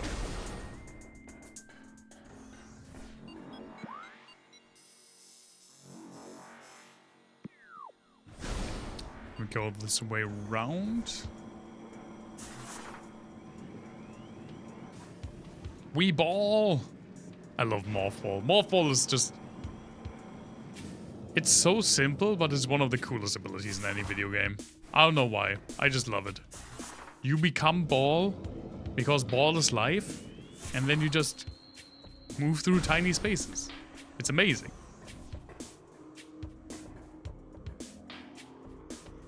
If there is Spider Ball, it has to be Morph Ball. You got me there. You definitely got me there. Recorded to logbook. The future is a vague thing, ever-changing and always in doubt. Even if we Chozo could gain the ability to foresee the future, it would be a hollow gift, for we could never hope to control what is yet to occur. The fountain is an example of this. The day may come when its water dries up, and there is nothing we could do to stop such a tragedy. But we do know this. Unlike the uncertain flow of water, the power of our will is strong and enduring. The will of the Chozo will never run dry. Where are hamster balls? That happens in Metroid Prime 4. Miyamoto told me himself. That was a stupid joke. These metal gates block entry to the center of the room. I realize that. But I want in because they're shiny in there.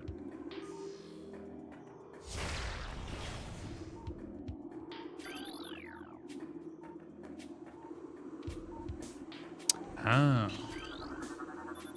This appears to be the third of 3 locking mechanisms that seal the gate. Second, the first. Oh, the lock is active, but its key slot is sealed by a weak metal grating.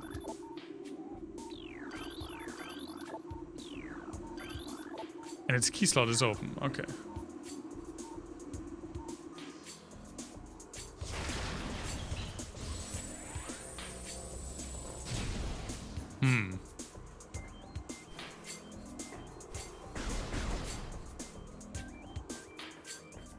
I'm not sure if I can do this yet, because I cannot open these grates.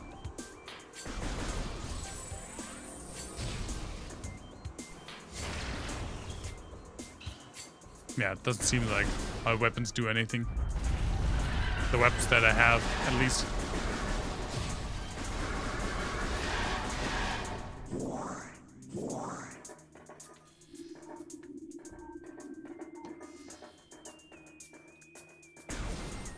And this is another energy tank. Nice.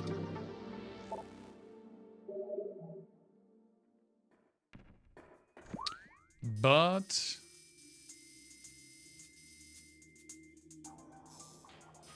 I want to go back and want to go down to the Magmore cavern because I think that's the next place for me to go. Yeah, just butt.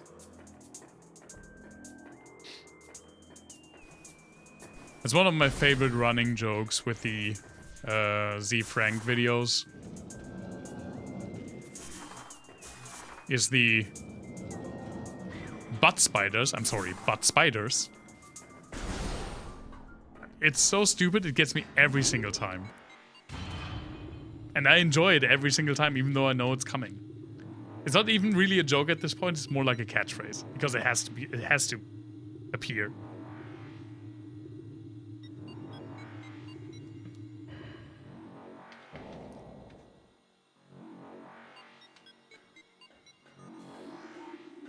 Can I even do anything in the magma caverns yet? They're pretty hard, right? Several times a video. Oh, this looks fun.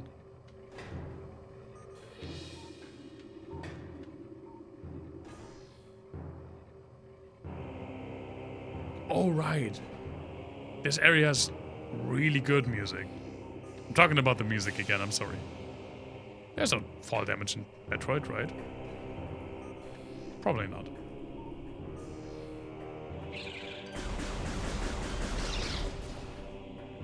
I also really like that they left the music, at least if I remember correctly, alone. Like, obviously the GameCube used, like, synth and sample, like basically electronic, like, video. Oh, I walked into it again. Like MIDI music instead of actually recorded music, which they could do, especially for like the choirs or anything like that. But I like that they left it the way it was, how it was on the GameCube, and they didn't remake the music. I could be wrong about that, because it's been a while since I played this for the first time, but I think the music is the same. I do like music stuff. I mean, can you tell? Can you tell? Grisby. Subvolcanic carrion feeder. Carapace can be breached by missiles. The Grisby's carapace has been fused together by superheated air. This barrier stands up to everything but concussive blasts. Its intelligence is limited to instinctive, scavenging patterns. There we go. This is hot. I don't want to go in there. So there isn't anything to do for me here either.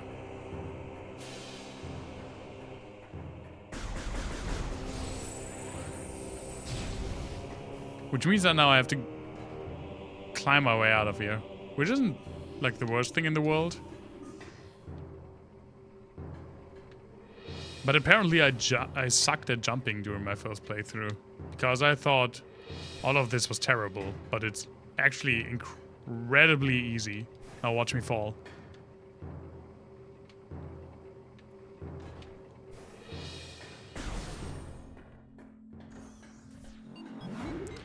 Now where can we go?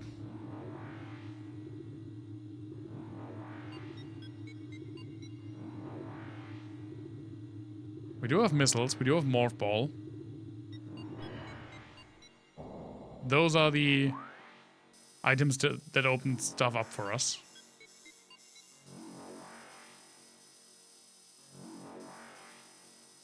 Like, what about this whole thing? This whole situation? That is what led to the magma. Oh, it's behind the magma pool, okay. Every room has a different name, by the way. So that's also how you can try to remember where to go. Like, you can remember I need to go to the main plaza, or the vault, or the sun tower, or the watery hall. I mean, I guess it did show us to go here, like in the burn dome. War wasp activity high, so we should probably go in there. That's behind. But how the frog and frogsn am I supposed to go in either this or this? Without bombs.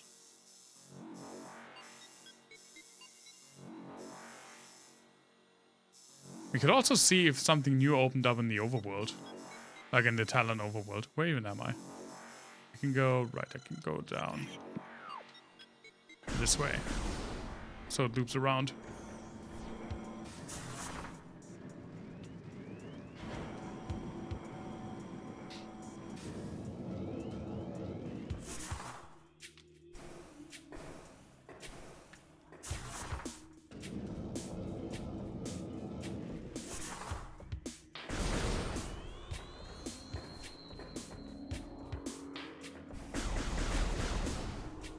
Can you put anything on here? No. I thought maybe you could mark that there's an item here that you haven't gotten yet. But it doesn't look like you can.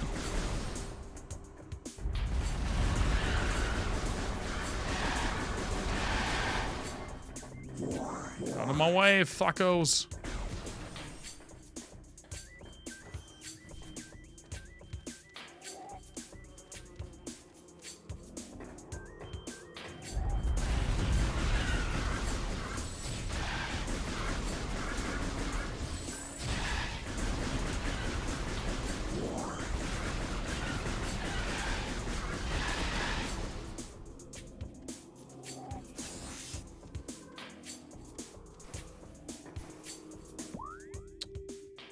Yeah, I'll take a quick trip to the overworld again.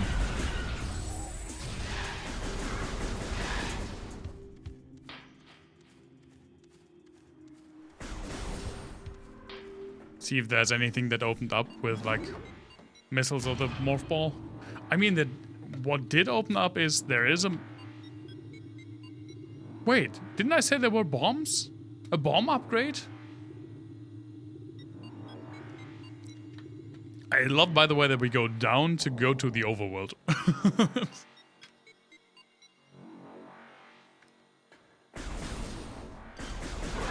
Because we come from an even higher map. Out of my way, bugs, beetles, whatever.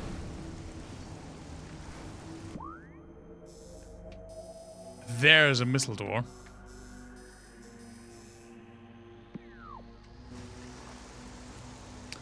But, hello. I want to go to...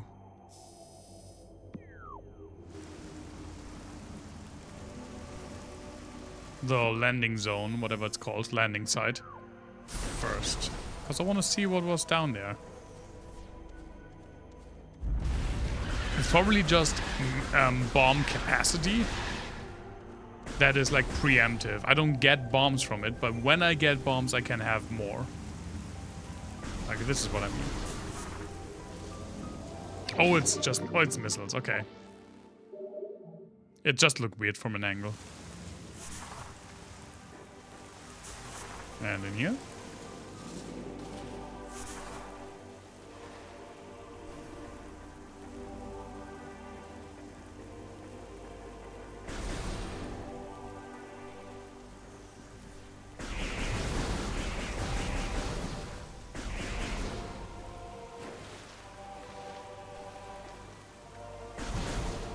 Oop.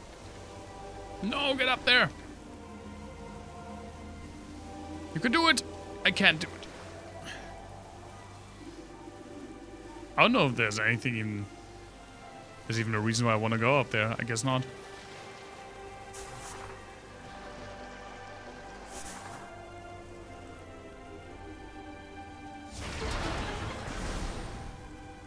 Hello! Flying pirate. Pirates trained and equipped for airborne assault. Flying pirates are extremely agile in the air, but the heat signatures of their jetpacks can be tracked with thermal imaging. While their missiles are extremely potent, their jetpacks can be even more so. If the pack fails, it will make a suicide strike. Okay.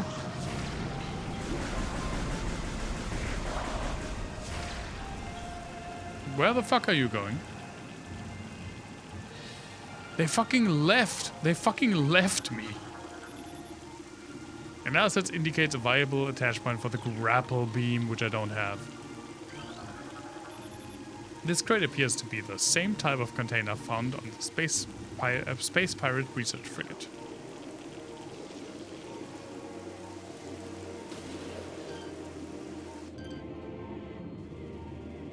Can you just go underwater? I guess so. You can't swim, you're too heavy to swim. With this frickin' giant metal suit.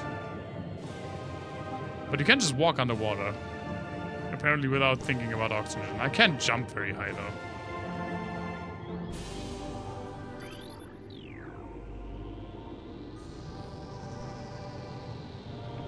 So I don't think I can do anything around here.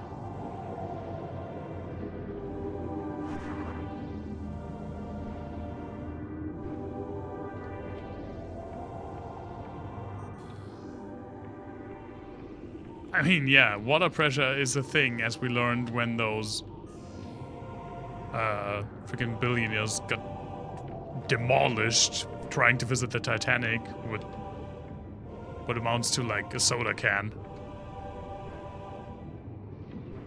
Did you read that there's another one who wants to go down there with his own build submarine this year? Another one?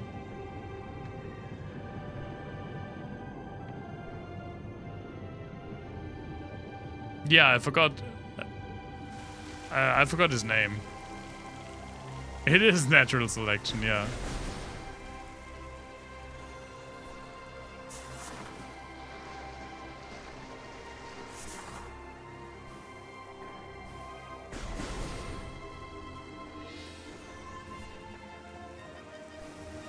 Okay, that whole situation needs the grapple beam, which I do not currently possess. Look at this freaking...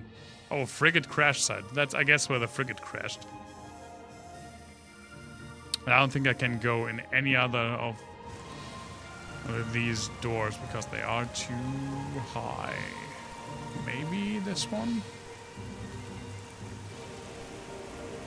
Actually, maybe this one. Is there even a door up here?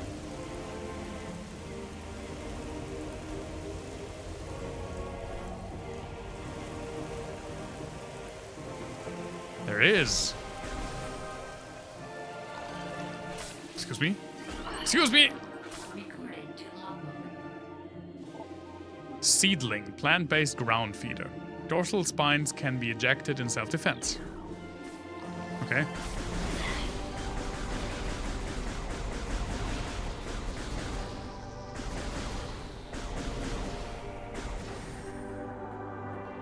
Oh. I was about to say, this is a pretty important area, the impact crater.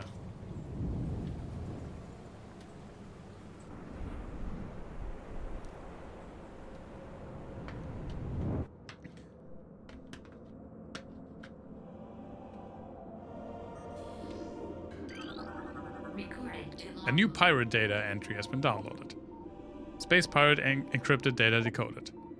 Log 10 380. Field team reports are in on an H structure of alien design built on the surface of Talon 4. Studies show the structure projects a containment field.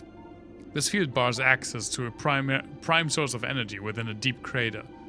Science team believes that the field is powered by a number of strange Chozo artifacts. We have found some of these relics, and studies on them have begun. As this field could hinder future energy production operations on Talon 4, we must dismantle it as soon as possible. If this means the destruction of the Chozo artifacts, it will be done. You've scanned 25% of the logbook. New extras are unlocked. Sweet. Recorded to logbook. A new research entry. There's a blast shield on the door blocking access. Oh, what? Analysis indicate that the blast sheet is invulnerable to beam weapons, explosive weapons. Oh, I didn't even scan this thing. Yeah, I can go in with a missile.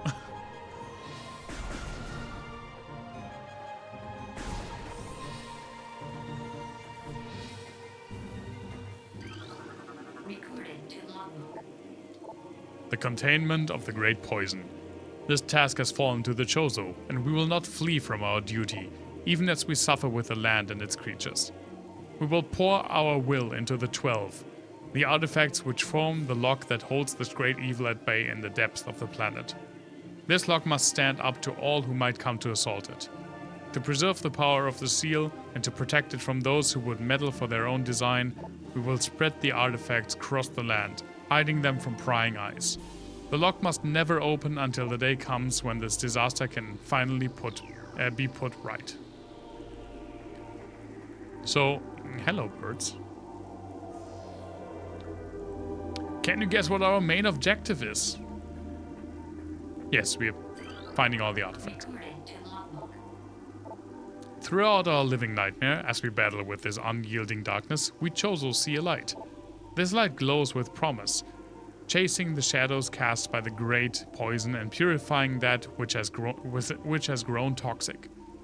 Obviously watching birds, that is part of it. It is strange though. At times it looks to our eyes as if the light coalesces into the figure of a woman.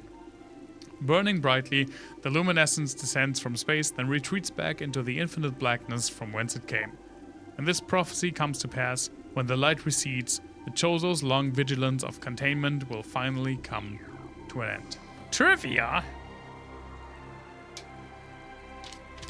Thankfully, I have written down a few, so should be good for at least a few streams. Do you have to see what I wrote here, though? God damn, my handwriting's awful. Oh, I have another, like, audio nerdy one. Let's see. I need a prop for this.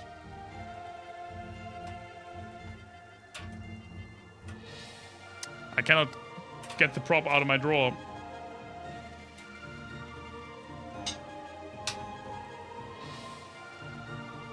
There we go. So these Oh, this is an XLR cable, which is also what's currently used to hook my microphone up. I have usually like 3 pins, but not always. This is like female, this is male. And you insert them like this. Snap together with like a little hook up top. These are called XLRs. One is making an O face, of course.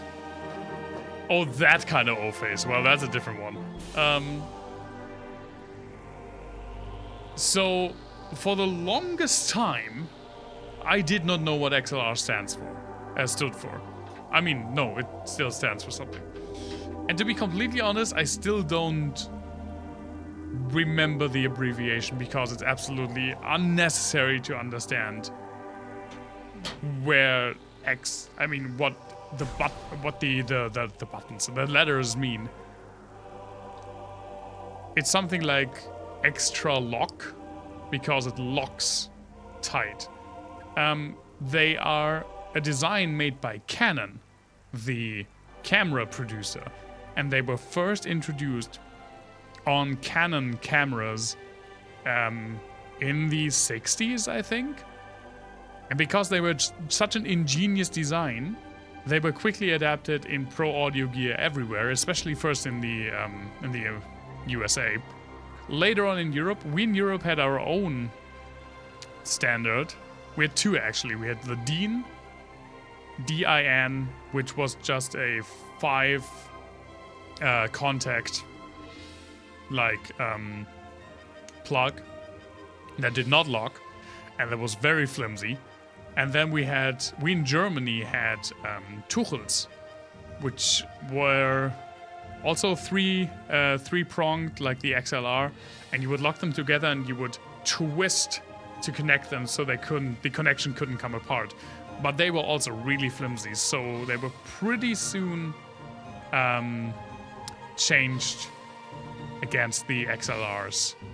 And I think it's funny that like the analog audio connection standard in professional audio, like in live audio, didn't come just like primarily from like an audio application. It came from a camera.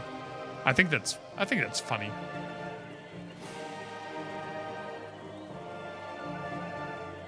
And now I will try to find my way here. Around here? There we go. There we go. This is such a cool area.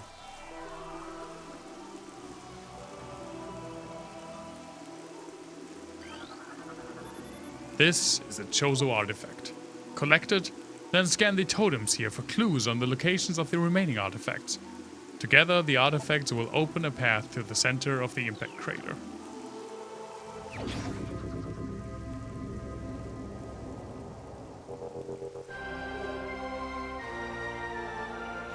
Different jingle, which I think is cool. This is the artifact of truth, the first of 12. Scan the totems here for clues on the locations for the remaining artifacts. Together, the artifacts will open a path to the center of the impact crater.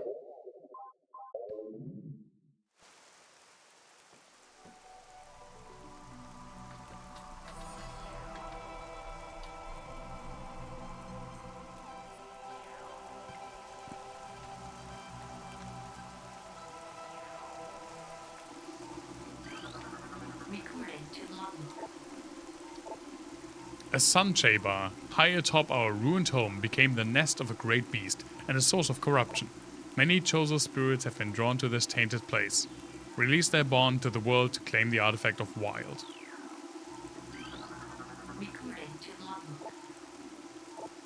The heat of Magmor was a test for many warriors. A shrine in their honor holds the artifacts of strength. So this basically tells you the rooms. Remember when I said every single room on the map had a singular name? This pretty much tells you the room in which the artifact is. But you don't get all of them from defeating bosses or something like that. Some are actually hidden inside those rooms.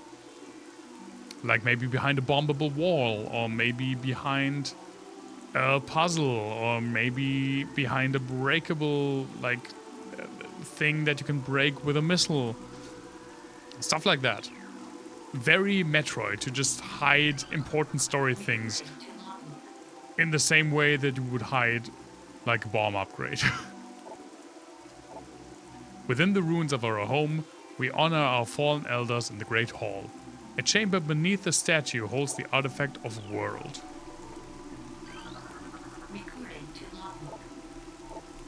In one of Talon's far corners, a grove of life lies.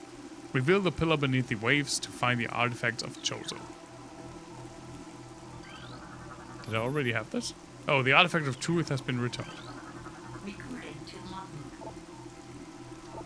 Invaders have claimed Phendrana as their own. A tower sits atop their fortress. Collapse it to reveal the chamber where the artifact of Elder is held. Phendrana is, I think, the ice area? There is a tower within the ruins where light always shines. Move through the waters to find the artifact of Life Giver. A tall cave stands at Phendrana's edge. Seek the unseen entrance at its top to find the artifact of Spirit. Did I scan everything?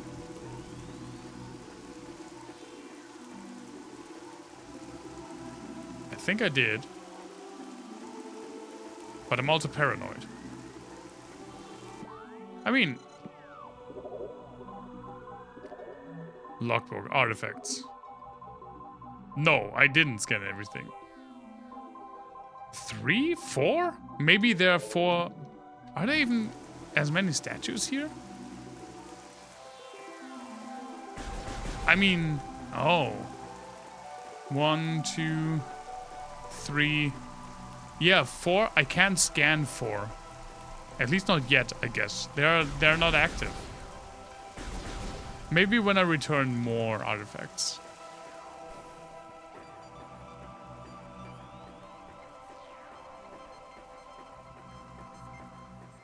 Yeah, main objective acquired. This looks so cool. Again, the architecture is so good in this game. The entire design. I'll probably not stream for that much longer. I have a pretty important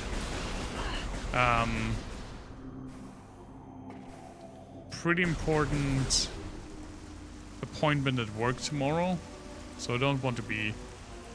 I mean, let's be real, I will probably still be tired, but I at least want to minimize being tired a little bit for that.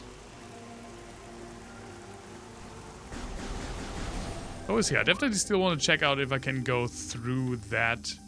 Oh my god, I can't control this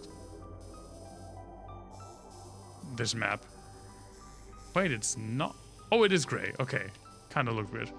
Minimizing the tiredness. That's the worst band name I've ever heard. But I would listen to them.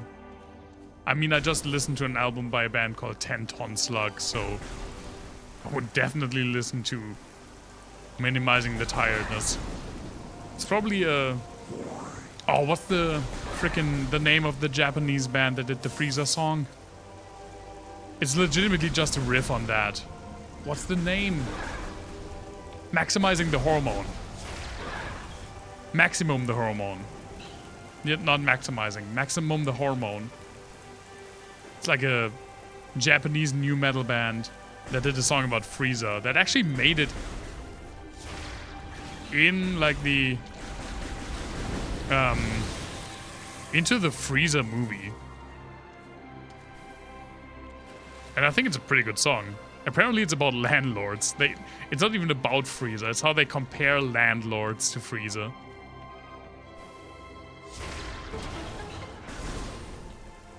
But that's only, I mean, that's just what I read. I don't speak Japanese. That's also grapple point, right? Yeah.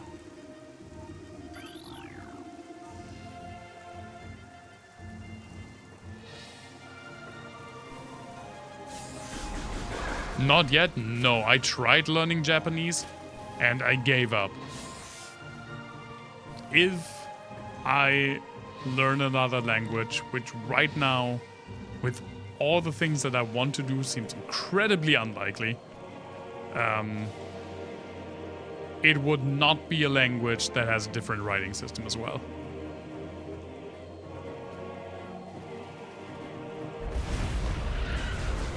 Because that would just make it harder for me and I would get demoralized even more. There are some languages that I legitimately love and I would like to learn. Especially like some like Scandinavian languages like Norwegian and Icelandic. They sound amazing. Finnish also sounds pretty cool, and I do have a little bit of a head start, but only like the tiniest bit because I do know a bit of Hungarian, which is related to Finnish. When it comes to practicality, I think Spanish would be really cool. Magmar Caverns East. Well, Magmar Caverns has already not been super helpful to me, but we'll see. Yeah, but I mean, I am really proud of my English skills, and I'm happy that I do speak a second language to the degree that I do with English. And while I would really enjoy to learn more languages, I mean, again, I have so much on my plate that I want to do. I don't feel like I have the energy or the time to commit to it. And again, one of the things with language is that I like to use it. And obviously English, right now during stream I use it, but I also use it in my everyday life because most of my media consumption is in English. A lot of like online communication is in English. And I've been to Norway. It's an amazing country. I want to go again, but I know that when I go there, everyone will speak English. So there's no real incentive to learn Norwegian for that. Because everyone speaks English probably better than I do. Most of them. Most of them that I encountered speak like flawless English. So yeah, I don't know.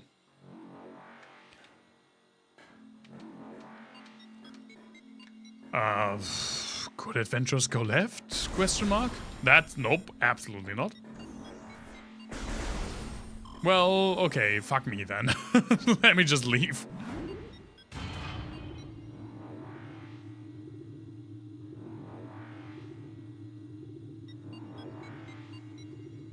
That was absolutely unnecessary. I mean, I did get a little bit of I did get a few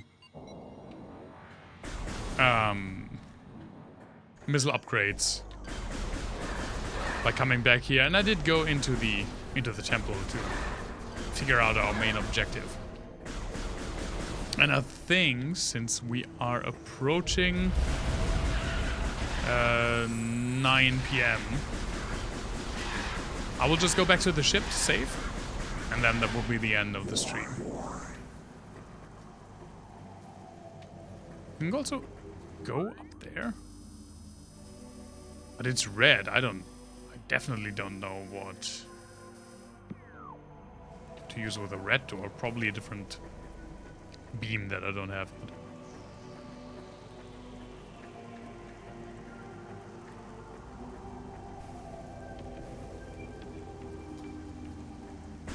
But I love how into the game I am again. I knew this would happen. I mean, I know that I love this game. And it's just so... This is the weirdest compliment I'm going to give a game. Because it makes absolutely no sense without me explaining something about it, which absolutely defies the reason to use it as a compliment. This game is so playable. That's an absolutely nothing sentence, I know. But what I mean by that is that it's very easy to get sucked into it. It's very easy to just pick it up and get engrossed in the atmosphere. The control scheme is really intuitive, and even though this is not like a multiplayer game or something like that where you... actually, I don't want to go to the ship, but I want to go to the elevator to the ruins again, because there's a save point right there anyway. What else I'm into games? I did a Twitter thing like a while ago, like years ago at this point, where I think I just talked about my favorite games, and I vividly remember one of my tweets, I think about Majora's Mask, which is one of my favorite games, was what I value most about a game is atmosphere. Like gameplay, graphics, music, story, all of that, it is important. It matters to me. For different games, a different amount. Like there are games where I don't really care about the story, or the story is not as important to me. There are games where gameplay is not as important to me. But what's always important to me is atmosphere. And I just get sucked in. Obviously, graphics and graphic design and music and sound effects are a huge part of atmosphere. But yeah, this game it's so easy to pick up, and you just play it for like 2.5 hours, which is not long to get into a game. This game, at least players like me... Hey, Coma, thank you so much. And thank you so much for using my raid alert again, even though I guess it's just you. Really appreciate it. I don't mean just you. You're enough. And thank you so much for the resub. Oh my god, 38 months. Wasn't there a save point somewhere around here? Oh, it was down there. Is that the way to go, though? I mean, I guess... Oh, and Sammy! Hey, good to see you as well. I guess that's the save point where I want to go, because this is where I want to end up. Where the wall wasp activity is high. So... I want to go up there. Which is up here.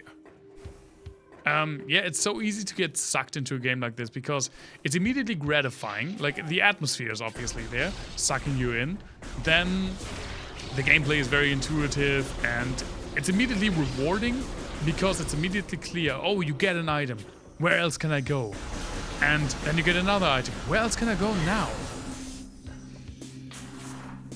And that just... It's this very, like, somewhat dangerous loop of immediate gratification, right? Because you don't get just items to help you in battles, because that is actually not as immediately gratifying as a lot of people think. Because when's the next big fight where an upgrade would make the difference? But here, you know where something is, where the next, like, entrance is that I can use the morph ball for. Für? Stupid German brain. Whipped in. I am... Coma, you don't want to know how many times during this, like, not even 3-hour stream, I have said "we ball." It was a lot. It was quite a lot.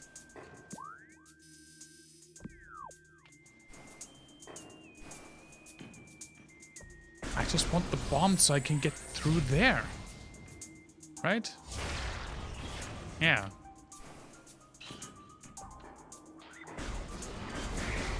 Yeah, I've said "we ball" so many times. We ball now. Just because Morph Ball is one of the best power-ups in any video game. Like, see, I said I would just go to the next save point, but I do want to check out if I can even go to the place that I want to go next before stopping. And then if I can make it through there, then I have to find the next save point. We'll go for a little bit more. One trivia today? We can do that. We already had one trivia. Which I should probably cross out before I'm telling double trivia, and then people will get mad at me. What? I don't even know. Well, I don't even know what I wrote. Please, past Ben, try to write from time to time.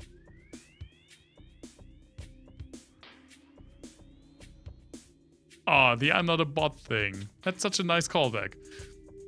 The posture check. I did not have a nice posture there. You got me there. You would call on me for double trivia. Absolutely. I can tell you that for the earliest game consoles, the sound, even though they had the technology in theory to bring the sound, which were only like small little beeps, they had the technology to make it come through the TV, which had speakers obviously back then when the first consoles were like available in the early 70s. And I think the first console was late 60s, first home console.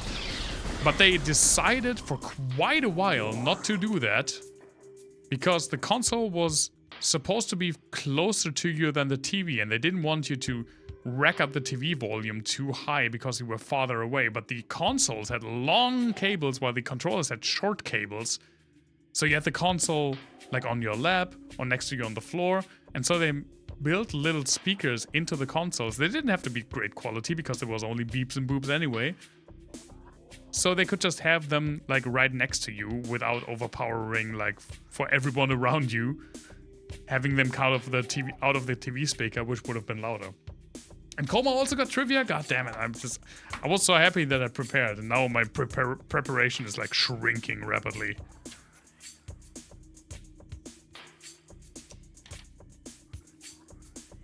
I can tell you about a very famous microphone because, of course, I can. Neumann, which is still a very important like microphone manufacturer, makes very high quality microphones, was around in the 30s. It's a German manufacturer of microphones, still is. And of course, you know, when a German company was around for the 30s, you know what that means. So Neumann made a microphone that was a condenser microphone, which was pretty new. They pretty much invented condenser microphones. And they created a microphone with like switchable heads for different sensitivities and like voicings. And it kind of looked like a bottle. So in German, we call these microphones, the colloquial name, I don't actually know the real model number because it's just a jumble of letters and numbers. We in Germany colloquially call this microphone Neumann-Flasche or Neumann bottle. But abroad, especially in the USA, I'll be with you in just a second. They don't call it Neumann bottle, even though Neumann is a well-known manufacturer. Because there was a certain someone who used this microphone a lot, they call it Hitler bottle. Yeah, I think I told you this already, Sammy. Oh, you've known it before me. I've definitely shown pictures, and I've told a few people this fun little fact. Anyway, nowadays a working Hitler bottle will probably bring you like $30,000. I want to go through there, but I think I need bombs. But this is where we would go for something. Oh, I mean, this is where we would go, right? Should go back there.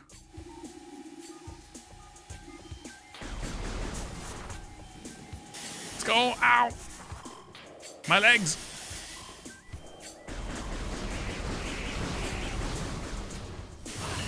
And I personally have never seen... oh no. The whip! Just get through. I have never personally seen, like, in action, a Neumann bottle. But I've seen and heard the successor, which came out, I think, in 48. Which will also run you a hefty sum of money. Oh, you're right. I can just jump over here. Why the fuck didn't I think of this?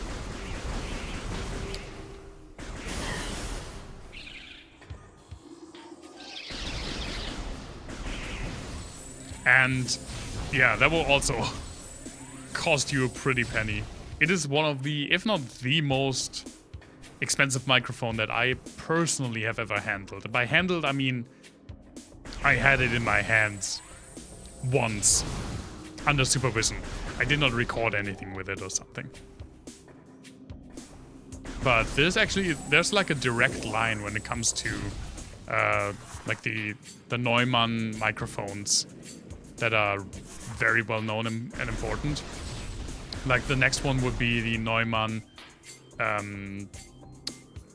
is it 67, 68? I'm so bad with model numbers.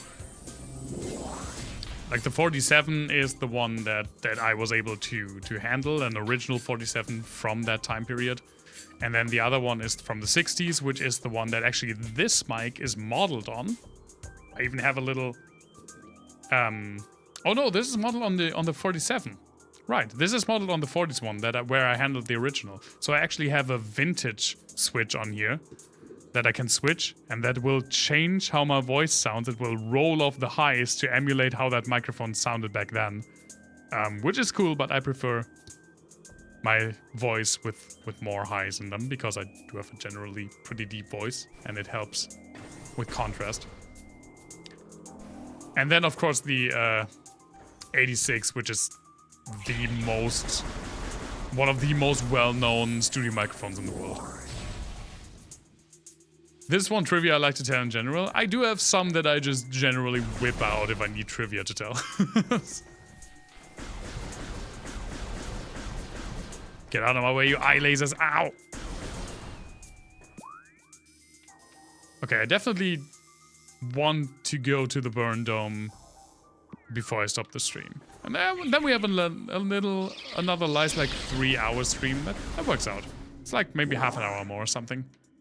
There is a trivia needed me. I am a really good phone a friend joker. As long as you don't get a question about like sports or, funnily enough, pop music. I'm terrible at pop music trivia.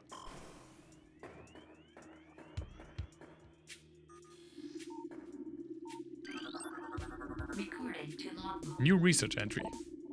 Lock system engaged. Secure the area to unlock the door. Oh.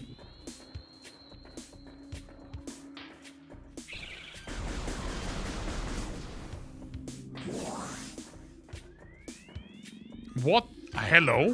What are you? Recorded to logbook. Stone toad. Preys on creatures smaller than itself. Same. Vulnerable only from within. I've made that joke like 7 times today. I should stop.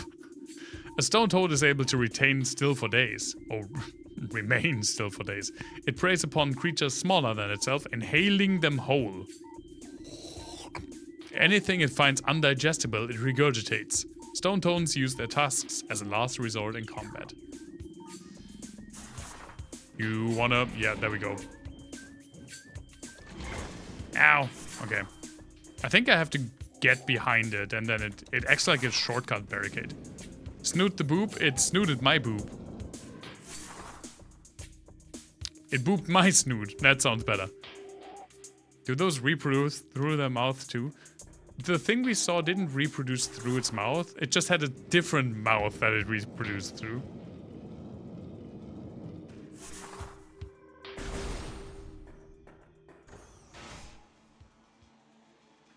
Oh, hi. Doesn't that look nice? Oh, this thing! I do remember this. This is a flamethrower.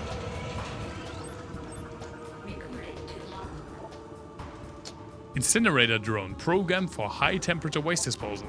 Device schematics indicate a high risk of malfunction when internal power core is damaged. Unit has minimal combat programming. It has fucking double flamethrowers, but can defend itself if necessary. This drone's intense heat blasts compensate for its lack of battle prowess. Yes, we found an alien that had like 2 mouths, and it definitely could scream. Actually, it couldn't. It was dead.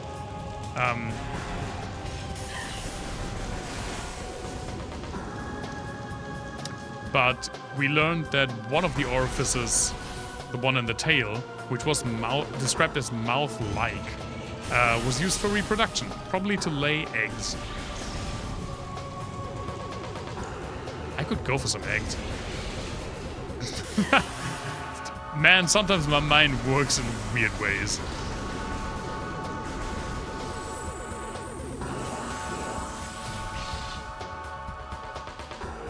Lay an egg, eat an egg. Yeah, that's my motto.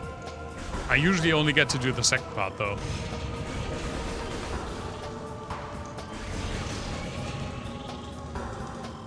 Some...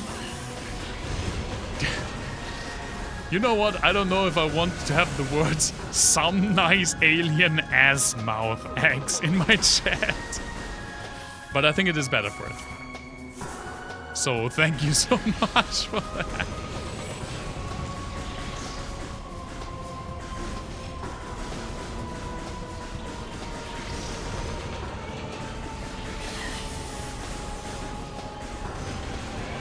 Esmeralda. That joke has to be made. Has to have been made before, right? That's way too easy to do. Like, it's a good joke, don't get me wrong. But I feel like there should be like a Broadway show where that's the joke. Are those bombs? Could these be finally bombs? It's bombs, yes!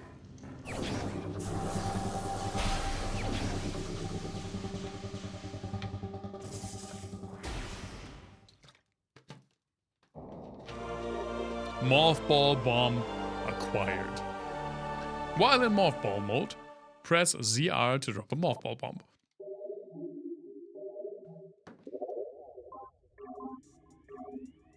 The mothball bomb can be used to break cracked walls and activate certain devices. If the mothball is near a mothball bomb when it explodes, it will be popped a short distance into the air. This is called a bomb jump. When a mothball bomb explodes, it must be close to the enemy to be effective. Can break sandstone or telluric alloy. Now I can do this! Fucking amazing. And there is bomb jump, like multiple bomb jumpings in like 2D games. I don't know if it works in this game. And even if it did, I would be terrible at it. Yeah, I don't know if it's probably only when you can. Yeah, actually, even in the old games, it's just there if you can just jump manually with a bomb, and then you lay a bomb, jump, get put higher through the bomb, lay a few bombs midair, jump again, and then you can kind of make your way up. It's really fun to see people doing it in like Super Metroid and stuff. When they use mothball bomb, because it's a fun sentence. It's a fun fun word. It's a fun phrase. What? Incoming scan data. Foreign technology present. Oh, that's all really present, right? I wouldn't define that as present. That's an elevator to a different area in another different area. Lay a bomb, eat a bomb, K a bomb, eat a bomb. Ah, and I already have to use it that way. Yoink.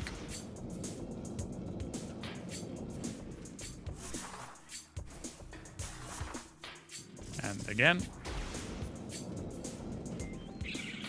Yeah. Oh, and now I can bomb you. Hello, eat this.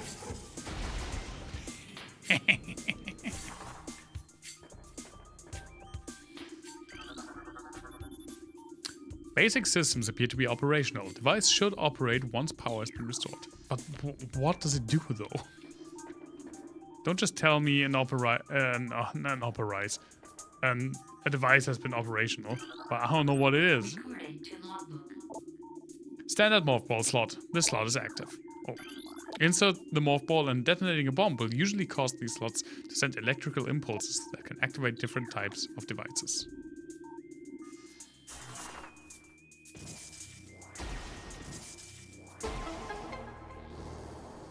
Yeah, we had to get rid of the stone toad. It was stone toading in our way. Oh, it's a timer. What do you do? There we go.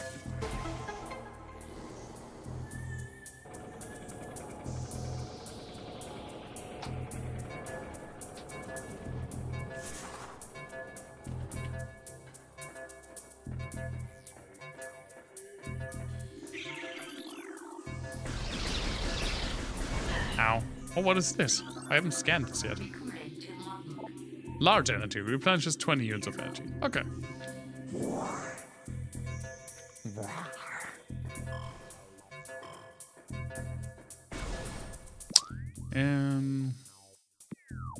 Oh, that's that.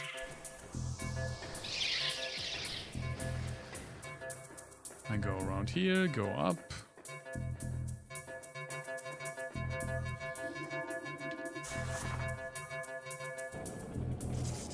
No! Oh my god, I have to do all of this in time. Okay, I didn't know that.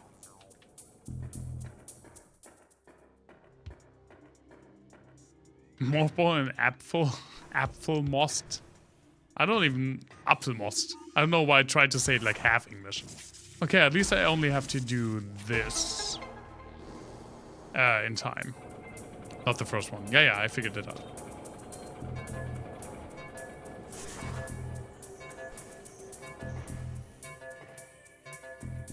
I mean, okay, I just stood there for literally no reason, but I swear I figured it out.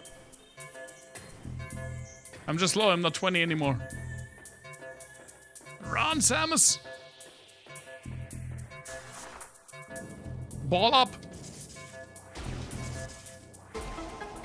Nice. And now the door will open. Okay. And no countdown. Sweet.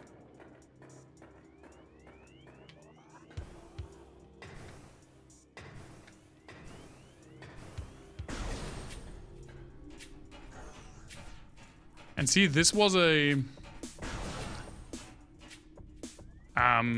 this was a part of the map that has not been revealed by the map. Like this West Furnace access and now the furnace. We didn't see this on the map, like the grayed out areas here that we haven't been yet. Because some areas aren't actually on the map that you collect. So there is still, I mean, this was pretty like easy to figure out because there was just a door. But sometimes, oh nice, another energy core or energy tank. Sometimes there are like hidden hallways and stuff behind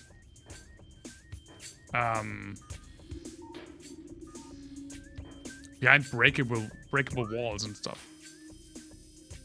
And I don't think I can actually do the main thing in the furnace yet because I don't have the spider ball yet.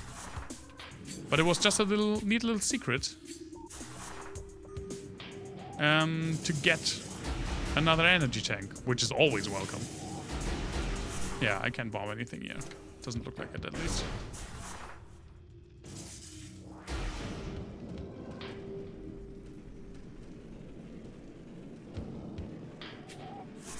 It's no real map at all. It is. I mean, it is. It's just not complete. So it is a map with secrets, which is my favorite kind of map. Unless I'm lost in a forest. Or I'm trying to find my way to the nearest Burger King. I don't know why I said Burger King that way. That was weird. I'm sorry. I'm sorry for being weird. What did I want to do? I definitely realized that I shouldn't stream much longer because I can't focus anymore. There is a safe spot. And after that, Burger King. After that safe spot, I will go around. I will not go around, but I will save here, end the stream, and then next time we can continue here because there was a bombable wall that we can now go through. Nice, we have a plan. Did you guys know that a lot of US Americans really dislike Burger King compared to other box standard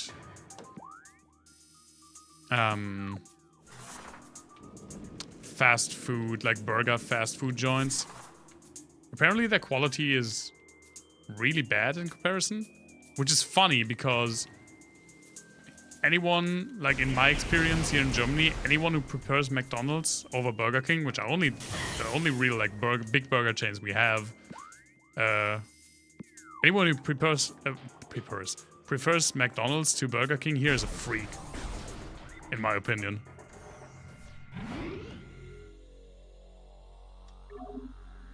It's when a friend of mine and I checked out why so many US Americans said that McDonald's fries are the best fries, and we were like, hang on, they are way worse than Burger King's. Yeah, we figured out that, well, McDonald's fries in the EU have like 4 ingredients, and in the United States they have like 23. Yes. Of course they're better. They're also probably way worse for you. Yeah, the plant-based burgers at Burger King are pretty good. Gotta have to say that. I even had like a long, I forgot the name, the long plant one. I don't get a Whopper, whether with beef or plant-based, because I don't like that I don't like that I have to add cheese manually, and I don't like raw tomatoes, so I don't get it. But the plant-based ones are pretty good. You prefer pita pane? See, that's weird. That to me is a different kind of establishment.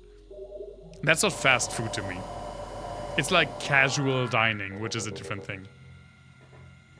Oh my god, with save stations, my freaking saving anxiety is so much worse. I know that it's the 3rd time now. Game has been saved. Okay, now I'm definitely done. I'm done. I'm not going to do this anymore. They don't have yet. Maybe at some like service station or something. I don't really know. Where is it? There we go. That was fun.